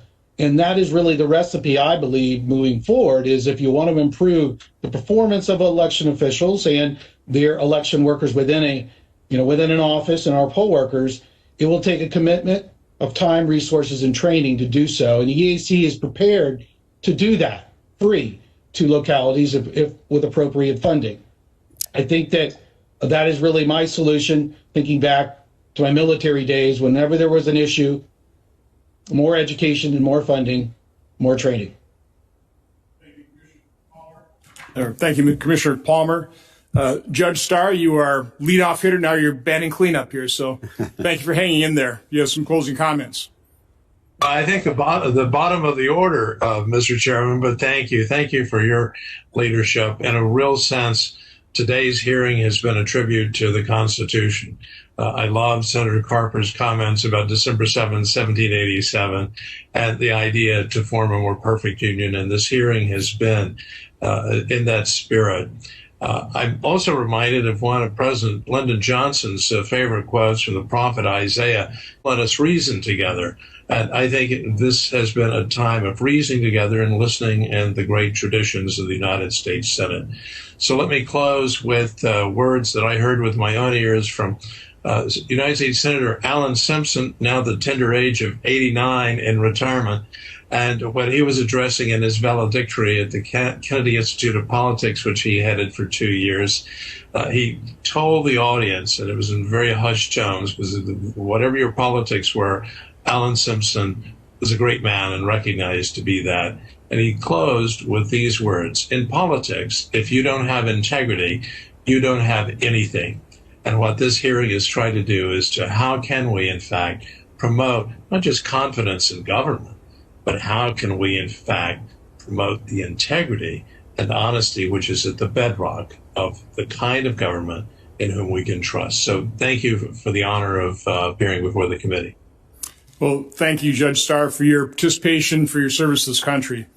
I do want to make a comment. We spoke to, and we were very appreciative of the fact that the Dominion Systems, Edison Research, AP, a number of people we spoke to prior to this hearing. Now, they didn't all participate, but we will leave the record open. And I encourage everybody we spoke to and people that we didn't, if you want to input information into this record, you've got a couple weeks to do it. And I encourage it. And our staff will look at that and we will vet it. We'll call you. We'll ask questions. This hearing is not dangerous. What would be dangerous is not discussing this openly and frankly with transparency. This is a problem that we have to acknowledge and recognize and solve together. And we're only going to do that with information. So I'm soliciting information. Okay, this is only part of the process. There was oversight before this hearing. There needs to be oversight after this in the next Congress. Hopefully I can work with Senator Carper, who I think we all recognize has done a pretty good job of outreach here and some pretty bipartisan words here. So I'm hoping that's how we can move forward, because I truly think as Americans we share the same goal. We all want a safe, prosperous, secure country, state, community. That's what we want. We want to be able to raise our children in safety and freedom. And the way it works in this country is through participation in the democratic process. So I think everybody in this panel wants to make sure that we have good participation. We encourage citizens to participate. We also want every legitimate vote to count. But we should be every bit in favor of making sure that every vote is legitimate. And that's what this is all about. If we can put the controls in place and actually act on them, it's great having paper ballots, but you have to have access to look at it to give yourself confidence in the current election and moving forward that, okay, this all worked out. Wisconsin's recount, totally honest, our count was almost 100% accurate. Other issues, but again, I think Wisconsin, we got a pretty good level of confidence that we run our elections right now. I'll just give another shout out to Jeanette Mertens. My county clerk, my clerk of courts down of Oshkosh And I'm sure the vast majority are just like Jeanette. We're in really good hands. So conclude, this is my last hearing. It has been an honor and privilege to chair this committee.